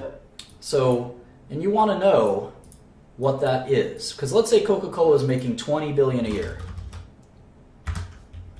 Earnings in 1 year. Well, you could say, well, they're making $20 billion in earnings, and the company's worth $185 billion. But the company's not really worth $185 billion, because there's $100 billion in cash. The company's really worth $85 billion, because the cash is worth what it's worth. So you have to take that out of the equation, if that makes sense. And the earnings is about 4 years of earnings. So every time you buy the stock, it's about 4 years of earnings. So we'll talk about that in great detail. And it's okay if it doesn't make a lot of sense at first. It will. But that's sort of the concept of owning a business. Or even when you own a share of a business, the cash and the debt are very important to look at, because you have to sort of determine what the enterprise is worth versus what the shares are worth. In the case of Coca-Cola, it's about the same. The enterprise value is $195 billion. The market cap's $185 billion. But you want to know if you're buying a company that's all cash. Yeah, that's right. I'm taking the static elements out of the equation. It's one way to think of it. And again, using extreme examples is a good way to do it. If this young streaming company had no cash and $5,000 of debt, well, I might say this is not really an $800 company. It's really a $5,800 company, because the stock, I can buy all the stock for $800, but then I have this debt of $5,000. So again, that's right, the higher the debt, the higher the EV. And we'll talk all about that in a second, but it's just one thing to think about is this enterprise value. And That's why I said there's 6 things that I look at. The first 5 are pretty easy. The 6th one's a little complicated. It'll become more and more clear to you over time. I've certainly explained it the best I can. I will continue to explain it as we go on. I found that if you just kind of let it simmer in your head and think about it in your thinking spots, I know the shower is my favorite thinking spot. I never go there. But this is a good place to sort of learn and think through wherever that is. Sit there and think it through. All right. What else? Does anyone else want to join and ask a question while we're here? Enterprise value is everything. I mean, you have to think about the value of an enterprise, and you got to think about what you can buy that company for, and so forth. All right, yeah, that helped a lot. Hey, Martin. Hi. So I was, so say like, okay, we have a company that we want to invest in. We, financials look good. What are, I guess my question is in regards to like mechanics of investing, like different types of order types, market timing, things like that. We'll worry about that later. I think it's better. Of course, you can ask stupid questions, Larry. There's no such thing as a stupid question. Yeah, I don't think that that's worth talking about, Christian. I mean, it's more important to understand investing basics before we worry about how to actually make an investment. I think that's something that I think people should spend at least a year or 2 years studying investing before they even make their first investment. It's just not that important. Okay, for like a lot of your followers are relatively young, so they wouldn't have a whole lot of access to capital that you'd be able to have to invest substantially. I feel like that's a big problem that I see, is that a lot of people have problems. Yeah, having enough money. I spent the first hour talking about this. Yeah. How it doesn't really matter how much money you have. You should worry about trying to make money. Are there any tools that you used, or whenever you first started getting into investing, that you used? Yeah, I'm telling you, I became an expert in investing, and people gave me money for my advice. I didn't make trades. It's very hard to turn a small amount of money into a large amount of money. You have to use other people's money. I mean, I talked about that a number of times. Sure. So in terms of like tools, though, for getting like young investors to start trading and investing and things like that, I mean, I don't think they should. Okay, but are there any like I guess virtual trading tools that you would recommend? No. That or no? I think you should listen to the rest of my lecture. I mean, sometimes it's like going to a gun range, right? And someone hands you a gun, and you want to start shooting the gun at the targets. It doesn't really work that way. You got to spend a lot of time understanding. You've been handed this powerful tool, and it's complicated. I mean, it's not that complicated, but it's an example. Or like if you went to NASA and they said, "Hey, we want to show you our high-tech lasers." You say, "Let me use the laser." No, you got to spend a long time studying these lasers before we're going to let you play with the lasers. I mean, give me a break. And that's sort of, people want to just jump in and have fun with it, but that's not the way investing works. Hey, Martin. So Hey. The way I'm seeing this is enterprise value is the sum of claimants, sort of, against the company. A little bit, yeah. You have to think of it as it's the total amount of money it would take to buy the company. That's kind of the way you look at it. Because the shares make sense, right? Like if you buy all the shares of a company, you own the company, basically, right? But then you have to look at the balance sheet, because if you've bought a bunch of cash, that cash just goes back into your pocket, right? So if I spent $50 million, let's say, buying a drug company, and I know that the company has $25 million in their bank, I really only spent $25 million, right? Because I'm buying the drug company. I don't buy. I spend $25 million to buy $25 million, that doesn't make a difference really. if I spend $50 million to buy $25 million in cash plus a drug company, I'm really net, I'm spending $25 million to buy that drug company. There's actually a very good way I used to use to explain it. Let me go on to, this is actually a great way. Emmanuel, I hear some feedback and also from Mike, so I'm just going to close it off for a second, and let's go to the YouTube, and this is actually a really good way. This is, I think, the best way to kind of think about it. So let's say I want to buy this company, Coca Cola. You think of it as a box. This is Coca Cola. And I know that to buy every share, all 4.3 billion shares at $40, I got to spend $187 billion. And I get to buy the box. The box is everything in Coca Cola. Now the interesting thing is inside the box, there is some cash. Let's say there's how much cash is there? $35 billion of cash. So you're not really buying Coca-Cola for $187 billion. You're kind of buying it for $152 billion. Because once you buy it for $187 billion, you gotta realize that the cash that you bought, you can just use that to offset the cash that you paid. So you're really buying the rest, and I'll color the rest in purple. The company is worth $152 billion, if that makes sense.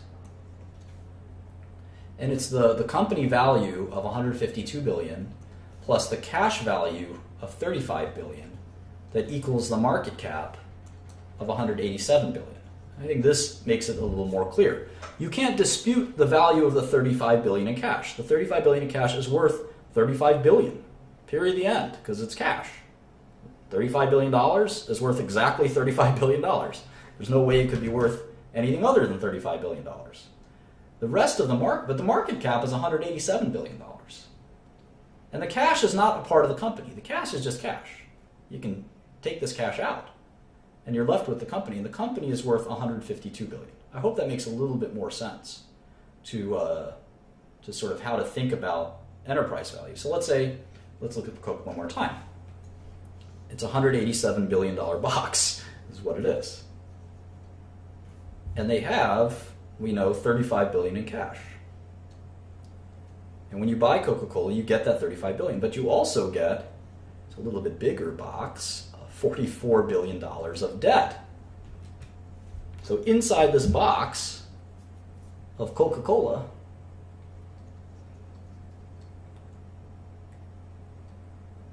you've got $35 billion in cash and $44 billion of debt. And net, there's $9 billion of debt inside of Coca-Cola. So the value of the company is actually $196 billion. So the net cash is negative $9 billion. So the value of the Coca-Cola business itself is actually $196 billion, because if you add all this up, it equals $187 billion. And that's the value the stock market gives Coca-Cola is $187 billion. So the value the stock market's giving the business of Coca-Cola is $196 billion. I hope that you understand that. It's not easy to understand, and again, over time, you'll get it a little bit better. Sometimes it could take you quite a lot of time to understand this, and that's sort of normal. Anyway, let's go back to questions if that's conducive to this, and then we'll start to get more and more into the balance sheet. I'm glad some people get it now. It's okay if you don't get it. This can take a long time to understand. Any questions?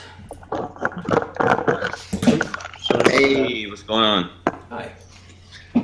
So, I'm just kind of coming in the middle of this conversation, so you're talking, what I was kind of understanding is, it sounded like you're talking about that value, that's kind of more of a value over quant, or value over, or quality over the value of with the stock. We'll get to that. I mean, right now we're just doing basic stuff, but value is more important to me than quality. Yeah, and I was gonna ask your opinion on trading penny stocks, but I don't know how you stand on that. I mean, I don't think of stocks or penny stocks or not penny stocks. Companies are companies, and you invest in a company if you think its shares price is lower than what it should be, and you short a stock if you think its share price is higher than what it should be. It doesn't really matter if it's a small company or a large company. Hey, Jasper. Okay, so after watching that, I just wanted to clarify something, and then I had a question about earlier also. So the liability of a company is added to the value assigned to that company by the market, correct? Yeah, I just think of it as debt, not liability, because there's lots of liabilities. Yeah, debt. You're correct, debt. And then before you were talking about when you were with Charlie, keeping your ear to the ground and waiting for that right mentor to come and like to ask them the questions. But what like keeping your ear to the ground is pretty vague. Like, are you just talking about putting yourself in situations where you'll be surrounded by people? Yeah, exactly. Like, here's an example. You got young Shkreli here, who's my alter ego, and, truly a genius. A little bit crazy, but still a genius. And you can message young Shkreli, and maybe he'll be your best friend. God only knows. You message me, I'm not going to be your best friend. I got too much shit to do. But young Shkreli, who knows? Look at him. If you dress up in like some jihadi stuff, then maybe you can't be his best friend. So, and he's got the ear of Martin Shkreli. So, young Shkreli could be your best way to go. The same way, there's a bunch of rappers trying to give Brittany Pepke their mixtapes to give to me. It's not always easy to get to the guy, but you can get to the guy's guy. Young. He showed his face briefly.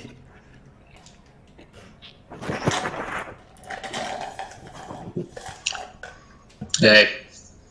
Hey, any questions, Nick or Van? Yeah. So can you briefly go over the difference between enterprise value and market capitalization, and why, despite that they're slightly different, if you're trying to figure out free cash flow, the free cash flow yield, why can you use market cap and enterprise value as the divisor underneath free cash flow and get the same value essentially? Yeah, I mean, so enterprise value is most important, because if let's say you bought a company for $10 million, right?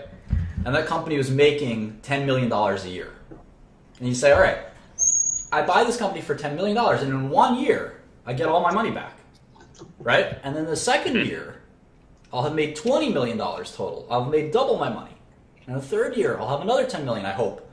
And I'll have triple my money. I got to make sure that this money comes in. I got to run the business, all that stuff. But that would be great to buy a business for $10 million that's making $10 million. But what if you bought that business for $10 million and they told you, look, before we sell you this business for $10 million, we have to tell you that we owe the bank $30 million. Well, how do you think about that? And enterprise value gives you an opportunity to say, all right, well, the company is I have to buy it for $10 million, that's the market cap. I have to add the debt, because I'm also buying the debt. So the real true value of the enterprise, or the enterprise value, is really $40 million. Because it's the $10 million I'm buying the stock for, and then the $30 million of debt I'm absorbing. So it's actually going to take me 4 years to break even. Because I got to pay off those $30 million of loans, then I got to pay off the $10 million that I'm investing in the first place. So it'll be 4 years before I break even. So now let's say that same business, so again, you're buying this cement business, let's say. My uncles and cousins, they're in the waste management and cement business. They serve their community with these services. And they say, Martin, we want to sell you the family business. We heard you have a lot of money now. And I say, oh, okay, I don't really want to be in the cement business. And they say, yes, you do. And I said, all right, Uncle Louie, I'll buy the cement business from you for $10 million. And they said, that's great, because it actually makes $10 million a year. So you'll be in great shape. And I say, wait a second. Now I really want to be in the cement business. I'm buying this for $10 million, and it makes $10 million a year. And they said, no, hold on. That's all true. But we have $30 million now of debt. And we also have, I say, what kind of, I'm taking my notes, I say, what debt do you have? And they say, well, we owe banks $20 million. We owe the other family down the street $10 million. And so, okay, so you have total debt of 30 million, 20 to the bank, 10 to a lender, 30 million of debt. Or how much cash do you have? And they say, all right, well, it's a family business, so they're not really sure what's going on. They look at the registers, they look in the bank statements, and they say, we got a total of $10 million. So, okay, so I'm buying this business. Let's go to YouTube for a second. I'm buying this business for $10 million. I'm buying all the stock. So that's the stock price and the shares outstanding. And you can see that those two things basically don't matter. The stock price, the shares outstanding, it doesn't make a difference. I'm going to multiply the two of them anyway, and it's going to equal 10 million. So my Uncle Louis, he can have 1 million shares, right, at $10 each. And I can buy all 1 million shares from him and his cousin Vinny. Or it could be 10 shares at $1 million each. It doesn't really make a difference. It's $10 million at the end of the day, one way or the other. So I'm buying $10 million for the market cap of the company. But they also have that $10 million of cash in couch cushions and in safes and stuff like that. And then they told me that they owe $30 million. That's the debt. So I'm looking at this waste management company, and I see that net, they have $20 million of net debt. They have $10 million in cash, they've got $30 million in debt. That means after you use that $10 million to pay off some of the debt, you're going to be left with $20 million in debt. So the enterprise value is market cap minus cash plus debt gives you the enterprise value, and we get $30 million. So it's going to take me 3 years to break even if they make $10 million a year. And that's why the market cap can be very misleading. If I just looked at the market cap, they would say, oh, congratulations, Martin, you bought our business for $10 million. And I'd say, whoop-de-doo. Then I looked at the books and I realized, holy moly, they have $20 million of debt. And that's 2 times more than I paid to buy the stock of the company. So the net debt is very important to look at, and that's how we get the enterprise value. Typically for public companies, there's not much leverage. Sometimes you have a lot of cash that you got to remove. And that's important. Let me give you the opposite example. Let's say I went to my cousin Vikram, and Vikram wanted me to buy the family delicatessen business. And he said, all right, Martin, I want to give you $5 million. I want you to give me $5 million. $5 million, you can buy all the family's delicatessen businesses in the tri-state area. I said, wonderful. So, Vikram, tell me, how much money does the company make a year? He said, well, our delis, they make about $1 million a year in total between all the delis. And I said, all right, you want to sell it to me for $5 million? It's a stable business. I think that $1 million will be stable every year. All right, you got a deal, Vikram, $5 million.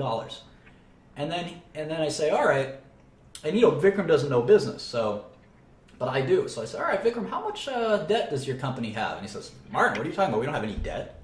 Okay. No debt. I'm writing down my notes. Debt, 0. Okay, how much cash does do your delis have? So, last time, let me get back to it. I haven't counted in a while. And I said, well, we still have a deal, right? It's $5 million, and I get all of the assets, the cash, the debt, the inventories, the accounts receivable, everything is mine. And I say, and he says, yes, that's the deal. $5 million, you get all my business. And I look into and he comes back to me tomorrow and he says, Martin, I just added it all up, and I know we signed the agreement that says I get everything, but there's $3 million of cash in all my accounts.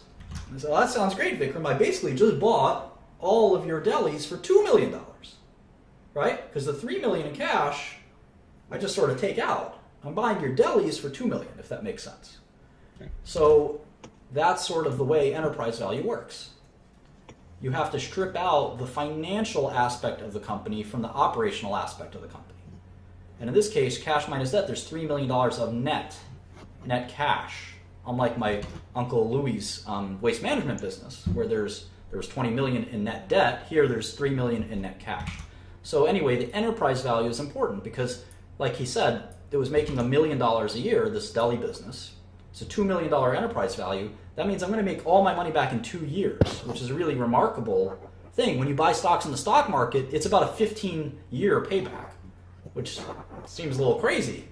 And Vikram did get straight hustled, as we'd say in Brooklyn, which is my home stomping grounds. So yes, enterprise value, very important concept. 2 years is not a long time.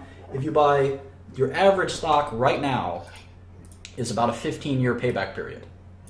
So if you can find something that's just as risky with a 3-year payback period, you'll be a genius investor, or a 5-year payback period. And that's what private equity is, I think, very exciting compared to the stock market. So I've done a lot of deals where I've gotten my money back in 3 months, 6 months. Sometimes I've had to raise the prices of the drugs very quickly. But in any event, the goal is to get your money back and then some as soon as possible. And we'll talk about that in finance and how that works briefly. But the enterprise value is sort of the concept here. All right. So that's why you want to use EV instead of market cap for when you calculate things like free cash flow yield. Correct. Or other multiples. Very nice, Nick. Very nice. You sound like you're a very promising student. Young's the boss, so he can cancel you out at any time. Martin, I actually got a question for you, bro. I haven't slept, dude, in like 48 hours, so forgive me. I'm serious, I haven't, so I'm like really fucked up, man. But so EQ, is that a concept in corporate finance? EQ or EV? Sorry, EV. Yeah, it's corporate finance, sure. So in practice, I'm curious, do you use things like valuation by comparables or value at risk, intrinsic value versus market price, constant growth DDM or two-stage DDM, things like that? Like, do you ever have to use that? All of the above, absolutely. Oh, okay. So you do. Okay, cool. We're about to do some of that now. All right. Like I said, anyone who comes in here, you better respect young Shkreli. He's your boss. He's your idol. He's your mentor. Don't say anything bad to him, or let's just say you'll see what happens. It's not a pretty sight. Van, what's up? I think your mic's off, so you got to come back when it is on. Who else has a question before we go to the next topic? Celine Dijon. That's a funny name. I don't want to no coughing. No coughing. You don't cough. Shut. You got to cough, you get out. I'm serious. Get out and cough. Shut your mouth. Celine Dijon. That's a cute name. Let's see who this guy is. Just know if you're a troll or something, we got people who will find you. It's not a threat. Hi, Martin. Hi. I was wondering, I don't know too many people and I would like to get into investing, but whose money do you borrow? Do you borrow your family's money, or do you just go out to different people, random people on the street, and ask them for the money? You don't go to random people on the street. Come on, dude. Use your head. Fucking serious? I used something called an investment bank to sell securities. But in all seriousness, please, if you're going to ask a question, keep it to the topic at hand. Don't go way off track. Yeah, please. And we're trying to go in order here. Here's another boss. His name is Naj, or John, or God, depending on how you spell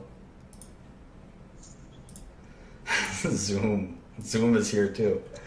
All right. Let's try to stick to the lesson plan. So, finance nerd, get back to your shit.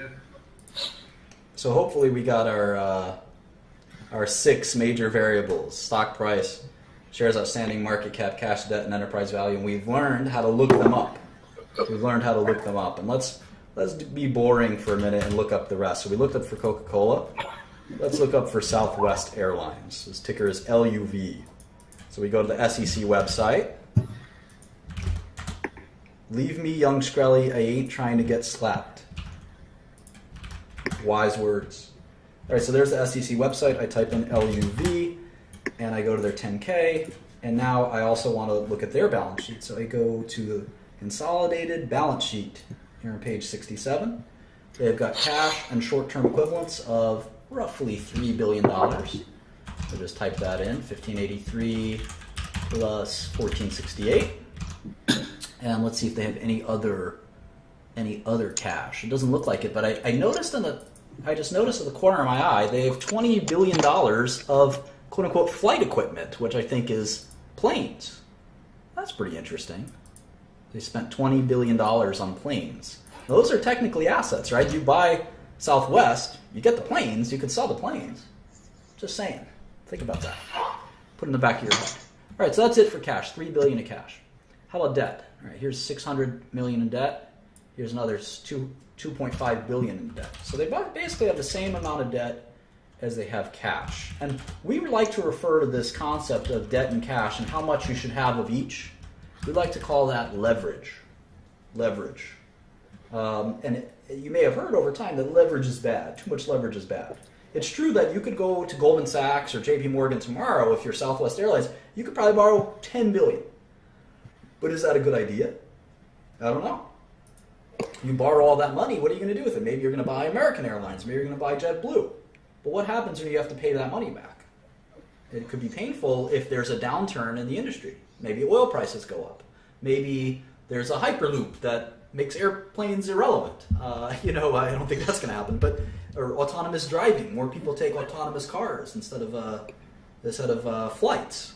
You never know what will happen, and then if you're caught with all that debt, you can go bankrupt, whereas you can't go bankrupt if you don't have debt. So how much leverage to use? A lot of people will talk about how much one should use and what that looks like in a minute. But that's how we calculate it for Southwest, and practice makes perfect. So let's go to Chipotle, which I believe is the correct pronunciation.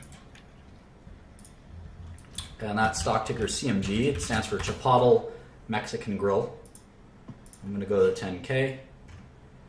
And hit the financial statements, and here is the balance sheet. Looks like there's $248 million in cash. You son of a bitch. And $622 million in long-term investments. Any other cash-like assets here? There's investments, $415. And there we go. So it's about $1 billion in cash. How about debt? Look at that. I don't see any debt. They have no debt. Chipotle has zero debt. They should probably get some. In fact, because they're suffering from their E. coli crisis. Hello? Chipotle? Chipotle. What is that? It's Chipotle. So because there's Naj, don't correct Martin, or else I behead you. Don't correct me. You can't correct Martin, okay? You're not even capable of doing so. Anybody could get it, dog. The Chipotle inside joke is a good one, I'll tell you someday. Typically when you have a profitable big company, you want debt.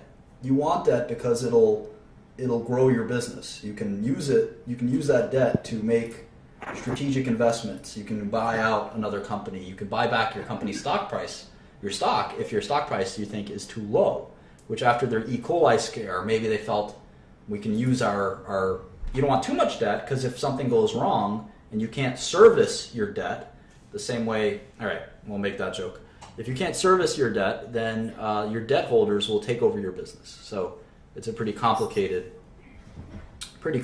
concept. We'll get more and more into it, but it's fun to kind of look at these companies and kind of examine their debt and cash profiles. You see Coca Cola has a little bit of debt.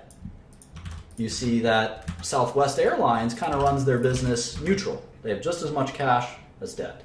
Chipotle is the opposite. They have much more cash than debt. In fact, they have no debt, which is surprising. Some managers like no debt. I'll give you an interesting story. In Japan, the Japanese went ham. I don't know if you guys know what that phrase means, but they went crazy, if you will, on debt. They borrowed so much money. They borrowed so much money from lenders that they had this terrible situation in Japan where a lot of companies went bankrupt in the 80s. Ever since then, Japanese companies have refused to borrow money. So all Japanese companies, if you look at their balance sheets, all you'll see is a huge amount of cash and no debt. They're very conservative and very scared now. That's because they make stimulus packages that make their economy look like it's moving when it isn't. Well, at the company level, they if you look at any company like a Toyota or a Nintendo or a drug company, there's a refusal to borrow money. It's a very unusual thing. They just don't want to borrow money because the last time it happened, they had their economy faltered, and then all the companies were left having to pay off their debt, and were unable to do so in many cases. So you can read about that sometime. Hi, Yashu. What's up, Martin? How's it going? Any questions on any of this stuff? Well, I mean, do you really care for a company that has no debt versus a little bit of debt and leveraging themselves? Like, which one do you care for more? Oh, it's not like I care. We haven't even touched the subject of what we like or dislike. I think we're just examining, right? And it's interesting to see what the CEOs of these companies decide to do, right? Yeah. Whether or not they want to use debt or not use debt or whatever. Turing does have debt. I'm not the CEO of Turing for what it's worth anymore, but I did decide to use debt, a small amount of debt. If there's companies that use a huge amount of debt, it's interesting. We think of debt in our personal lives, like I'm sure some of you guys have credit card debt, and that's different. That's sort of debt that's used to fund your personal expenses. Business debt is a very different concept. But yeah, student loan debt is kind of a little more similar, where you're using the student loan debt to improve your future earnings. Kind of. It's sort of similar to a business debt, where you're saying, I need a bunch of money to make this great investment in myself. And typically it's not a good investment for what it's worth. But I'm going to borrow $200,000 to get a college degree to increase my earnings potential 10 years, 20 years from now. Look, if it's for Harvard, I would say for sure. If it's an Ivy League school, I would borrow any amount of money almost to do it. But I wouldn't borrow $200,000 to go to Penn State or go to Baruch College or something like that. And that's why there's good value in city universities, in my opinion. How much did you pay when you went to college? I went to school for free. Oh, did you? Were you on a scholarship? No. That's what he likes to say. Baruch costs like $2,000 or $3,000 a semester. Costs nothing. Yeah, it's right? pretty close to zero. That's how much it costs up here in Canada too, so that's not too bad. Yeah, no, I mean it's just a great education for almost no cost is. And this is where you learned it all, right, Martin? That's where you learned it all. Well, some of this I knew already for sure. I had professors in school give me their resumes. That was a lot of fun. Anyway, let's go back to this balance sheet stuff. So let's go to that was Chipotle. Let's go to JetBlue. I bet JetBlue has a bunch of debt. Most of these airline companies have a bunch of debt. Southwest doesn't. That's interesting. So anyway, let's go to JetBlue, JBLU, balance sheet, 318 in cash, 558 in investment securities. Now, you might say, Martin, I don't understand why you think investment securities are cash.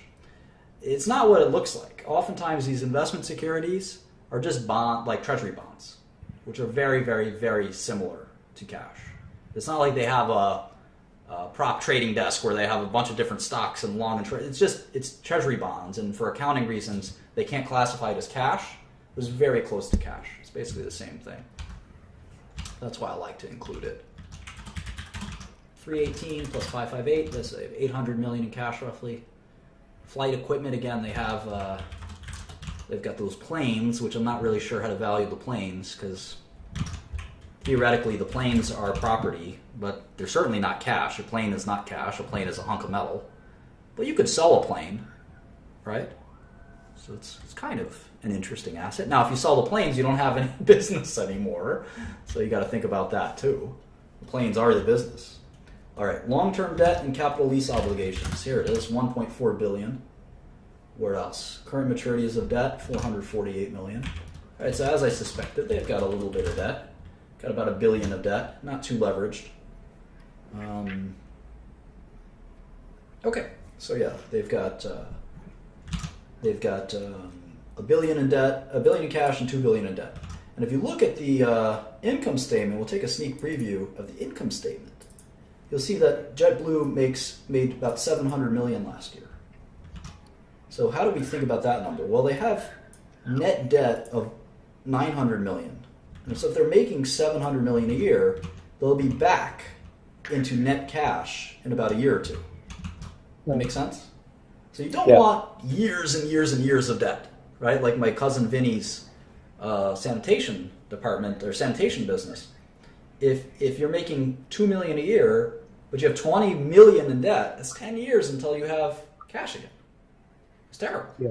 You don't want too much debt. Now we call that leverage ratio. We'll talk all about that in a minute. So we talked a bit about the balance sheet. Let's talk more about it, and then we'll get to the income statement. The balance sheet is one of the Holy Trinity. I grew up Catholic, so I've got the Holy Trinity as the Father, the Son, and the Holy Ghost, I believe. Let's see, you start Father, Son, Holy Ghost. I'm pretty sure that's how it goes. Father, Son, Holy Ghost. That's the Holy Trinity. I think it's the three manifestations of God is the metaphor for what it is. Well, in business, we've got the same thing. And this is your new Holy Trinity, is the income statement. Income statement. And they all are the three manifestations of business. The same way the metaphor, the parable for in Christianity is the Holy Trinity. We have a Holy Trinity of business. And just like in Christianity, I am an atheist in sum and substance. It's a longer discussion than I can afford right now. No, you're not, Martin. You believe in me. True. Again, my alter ego here. Anyway. So here's the Holy Trinity that you're going to believe in going forward. Is the income statement, the balance sheet, and the cash flow statement. And they're all, interestingly, again, just like the metaphor in religion, it's the same concept that there are three different ways to look at a business. The same way, again, I'm not going to go on this tangent, but those are the three different ways to look at God, was the theory for Christianity. These are the three different ways to look at a business. And the balance sheet, Holy Spirit, Holy Ghost, same thing. Ghost sounds cooler. All right, so we're going to drill into the balance sheet, which in many ways is the most important, but just like the Father, Son, Holy Ghost, they're all important. So the balance sheet, what is the balance sheet? Well, it's what it sounds like. It's a statement of the balances of the company.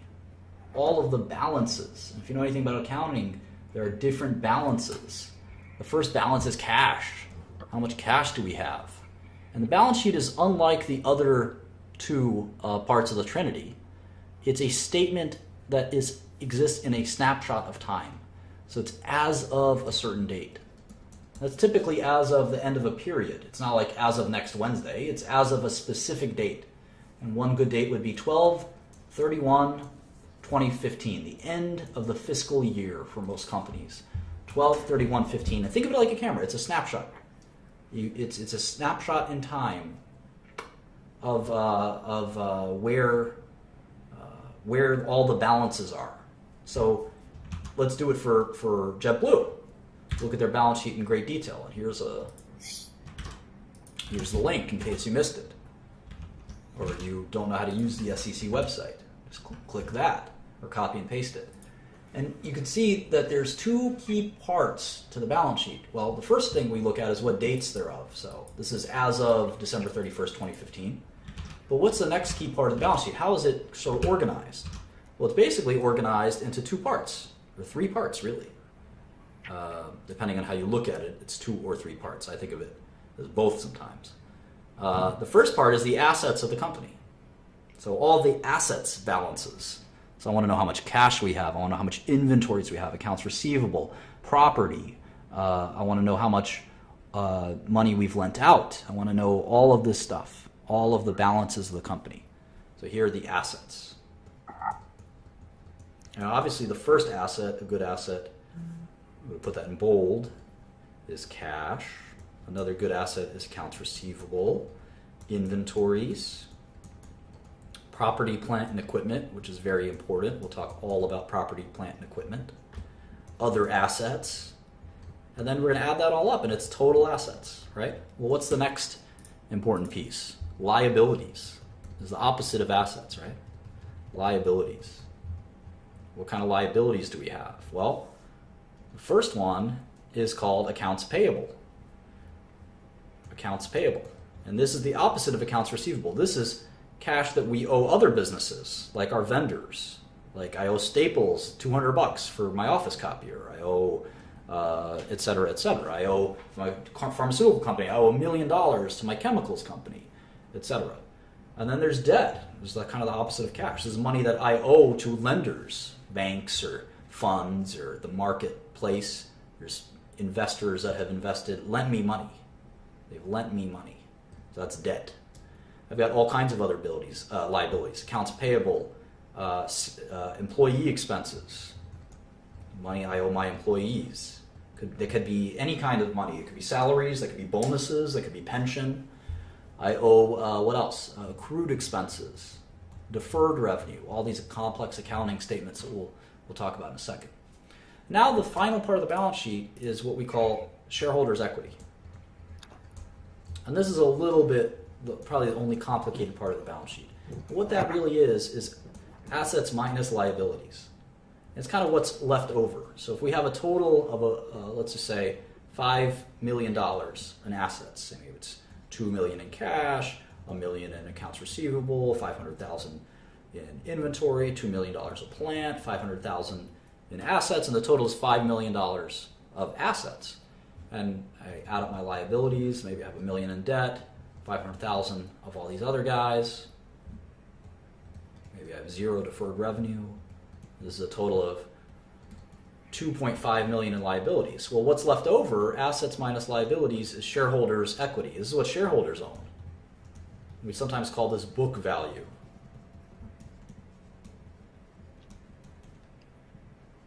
So assets minus liabilities equals shareholders' equity.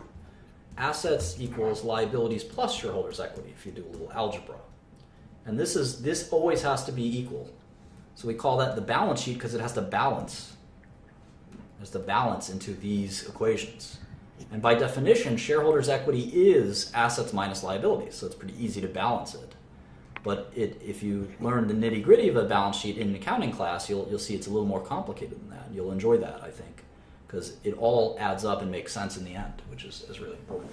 So you can see, if you look at a balance sheet, you can see all of what I've described here. It's a little more detailed. You've got assets, all of the assets, and they go through painstaking detail to describe each asset. You've got the liabilities, and then you've got the shareholders' equity or stockholders' equity. And it all adds up and balances. So that's kind of a preview of the balance sheet. We'll be getting more and more into balance sheets over time. How about the income statement? This is the second part of the Holy Trinity.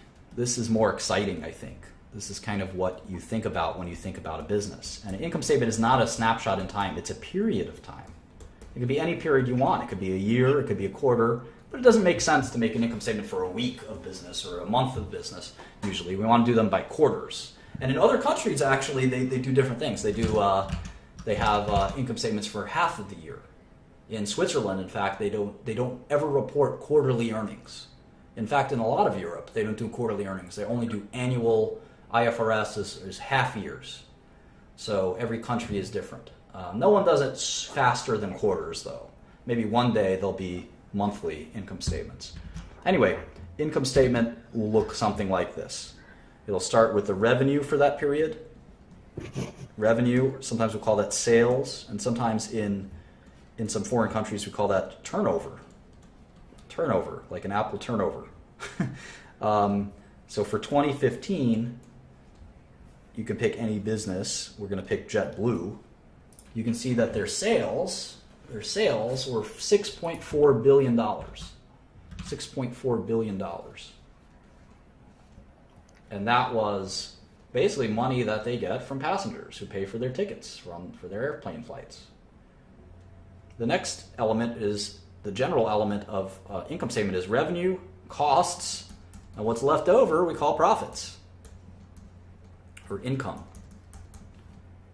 And the income statement is devoted to going through those costs in great detail. There's no such thing as an income statement that just has the word costs in it. Revenue, cost, profit. That's the basic idea of an income statement. And we go through the costs in better detail than that. We usually say, here's our R&D expense, here's our general and administrative expense, here's our advertising and promotion expense, et cetera, et cetera. So let's see what they do for JetBlue.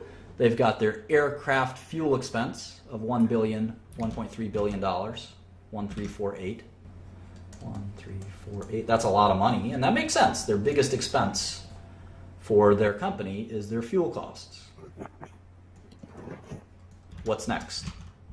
What's next? Salaries, wages, and benefits. I guess those pilots and the people who check your bags and the stewardesses and all those things, that's expensive too. The flight attendants, I guess.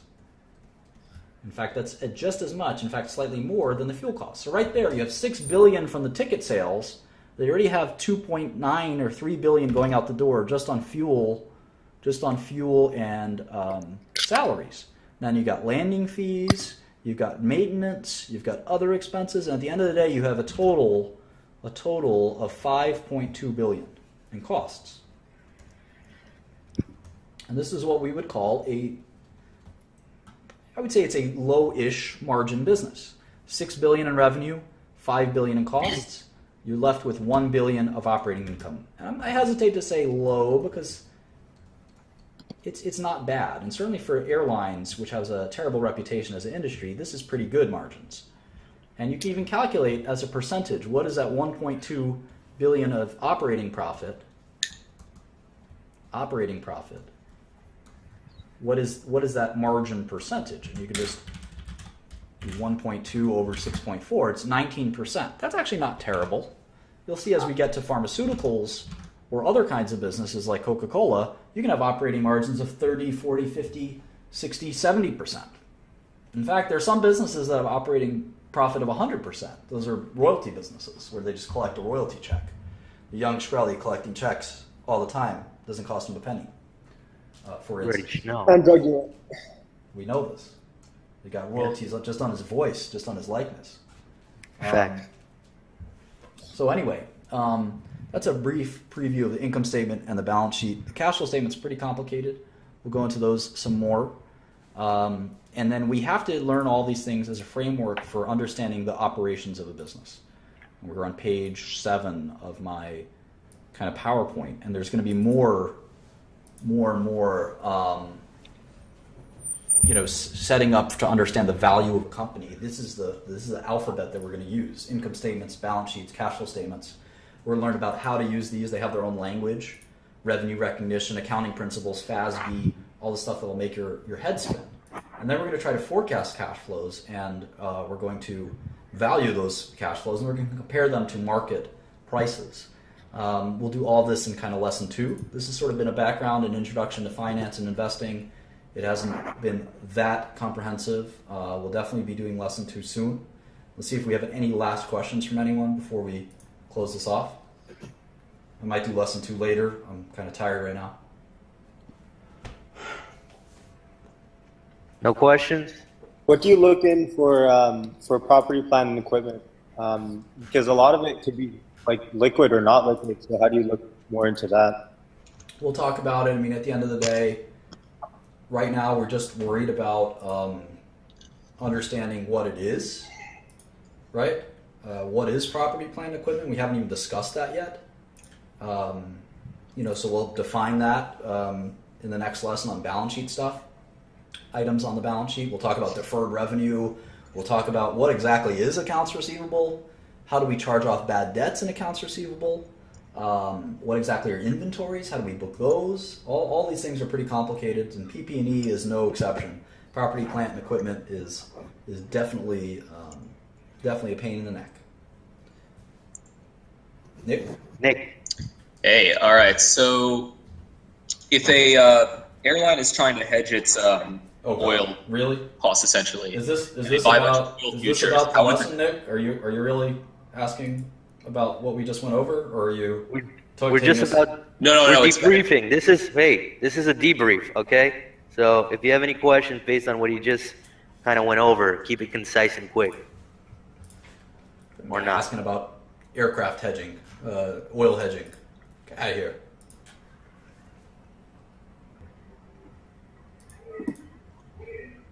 Hello. Any questions, comments? Oh, it's okay, Mike. Martin. Yes. So you got in the balance sheet, and I just want to ask you, what's your how do you evaluate properly the return on capital employed? What? The return on capital employed, ROCE. Yeah, we're not there yet. We'll do that in the next few lessons. Oh, okay. We haven't barely even touched the balance sheet. All right. Well, okay, thanks a lot. It doesn't help anyone who's watching this lesson and beginning the very, very beginnings of learning what a balance sheet and income statement is to ask complicated questions. So. Yeah, because by the time you even get there, I mean, won't even have a clue. Yeah, I don't want people to be lost. I want people to absorb this and sort of gain some knowledge. Hey, Rashawn. Your mic. Mic's off. Last questions. Hello. Hi. Okay. Are you guys there? Okay, what's your question? Oh, no. Okay. I was going to say, we covered the balance sheet, income statement, briefly covered the statement of cash flow. Can you still hear me? Ooh. Can't hear you too well. Yeah. It's best to learn the cash flow statement after you learn the income statement and balance sheet, I think.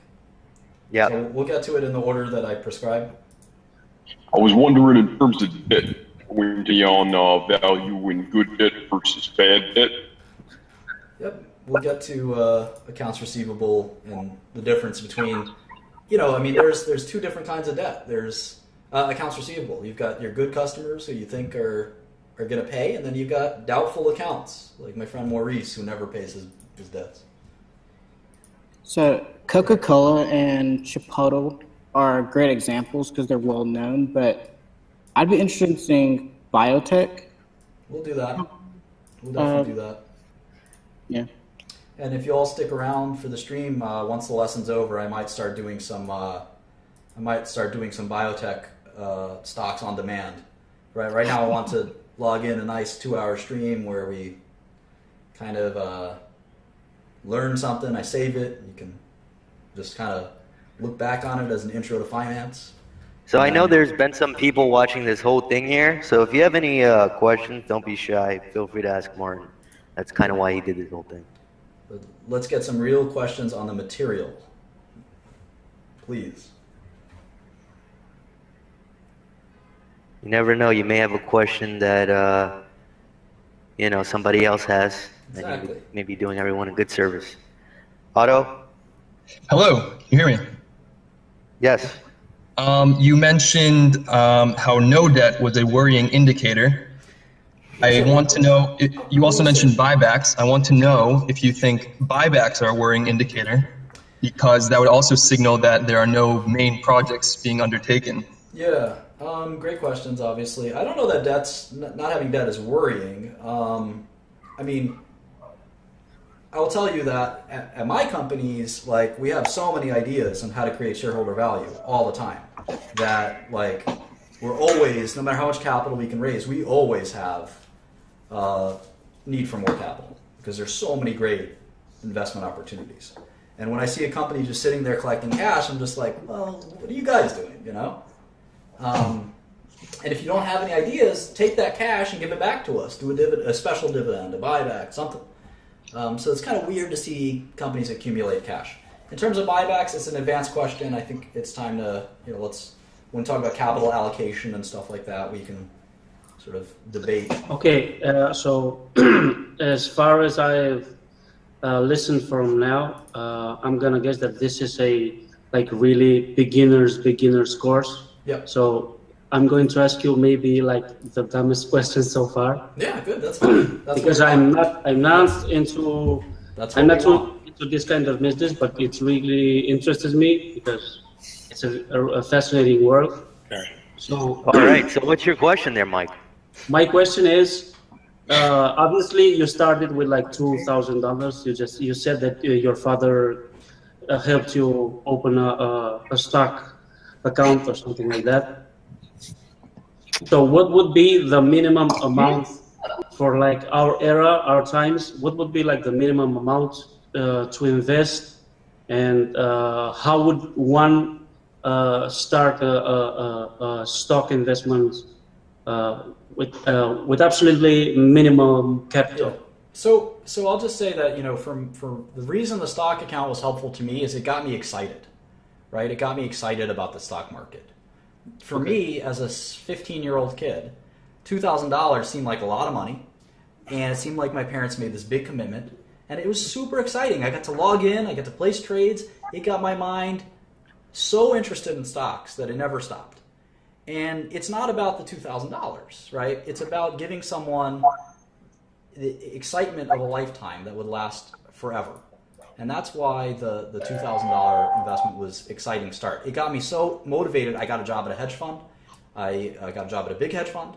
I started hedge funds. I started drug companies. It just propelled my interest in business.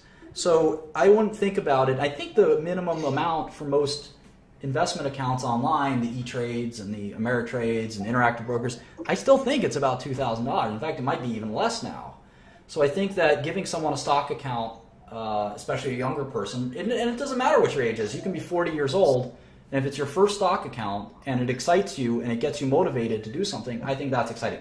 You're never going to make money with a small amount of money, right? It's just the dream of turning $2,000 into $1 million. It's not going to be, it's not ever going to be possible.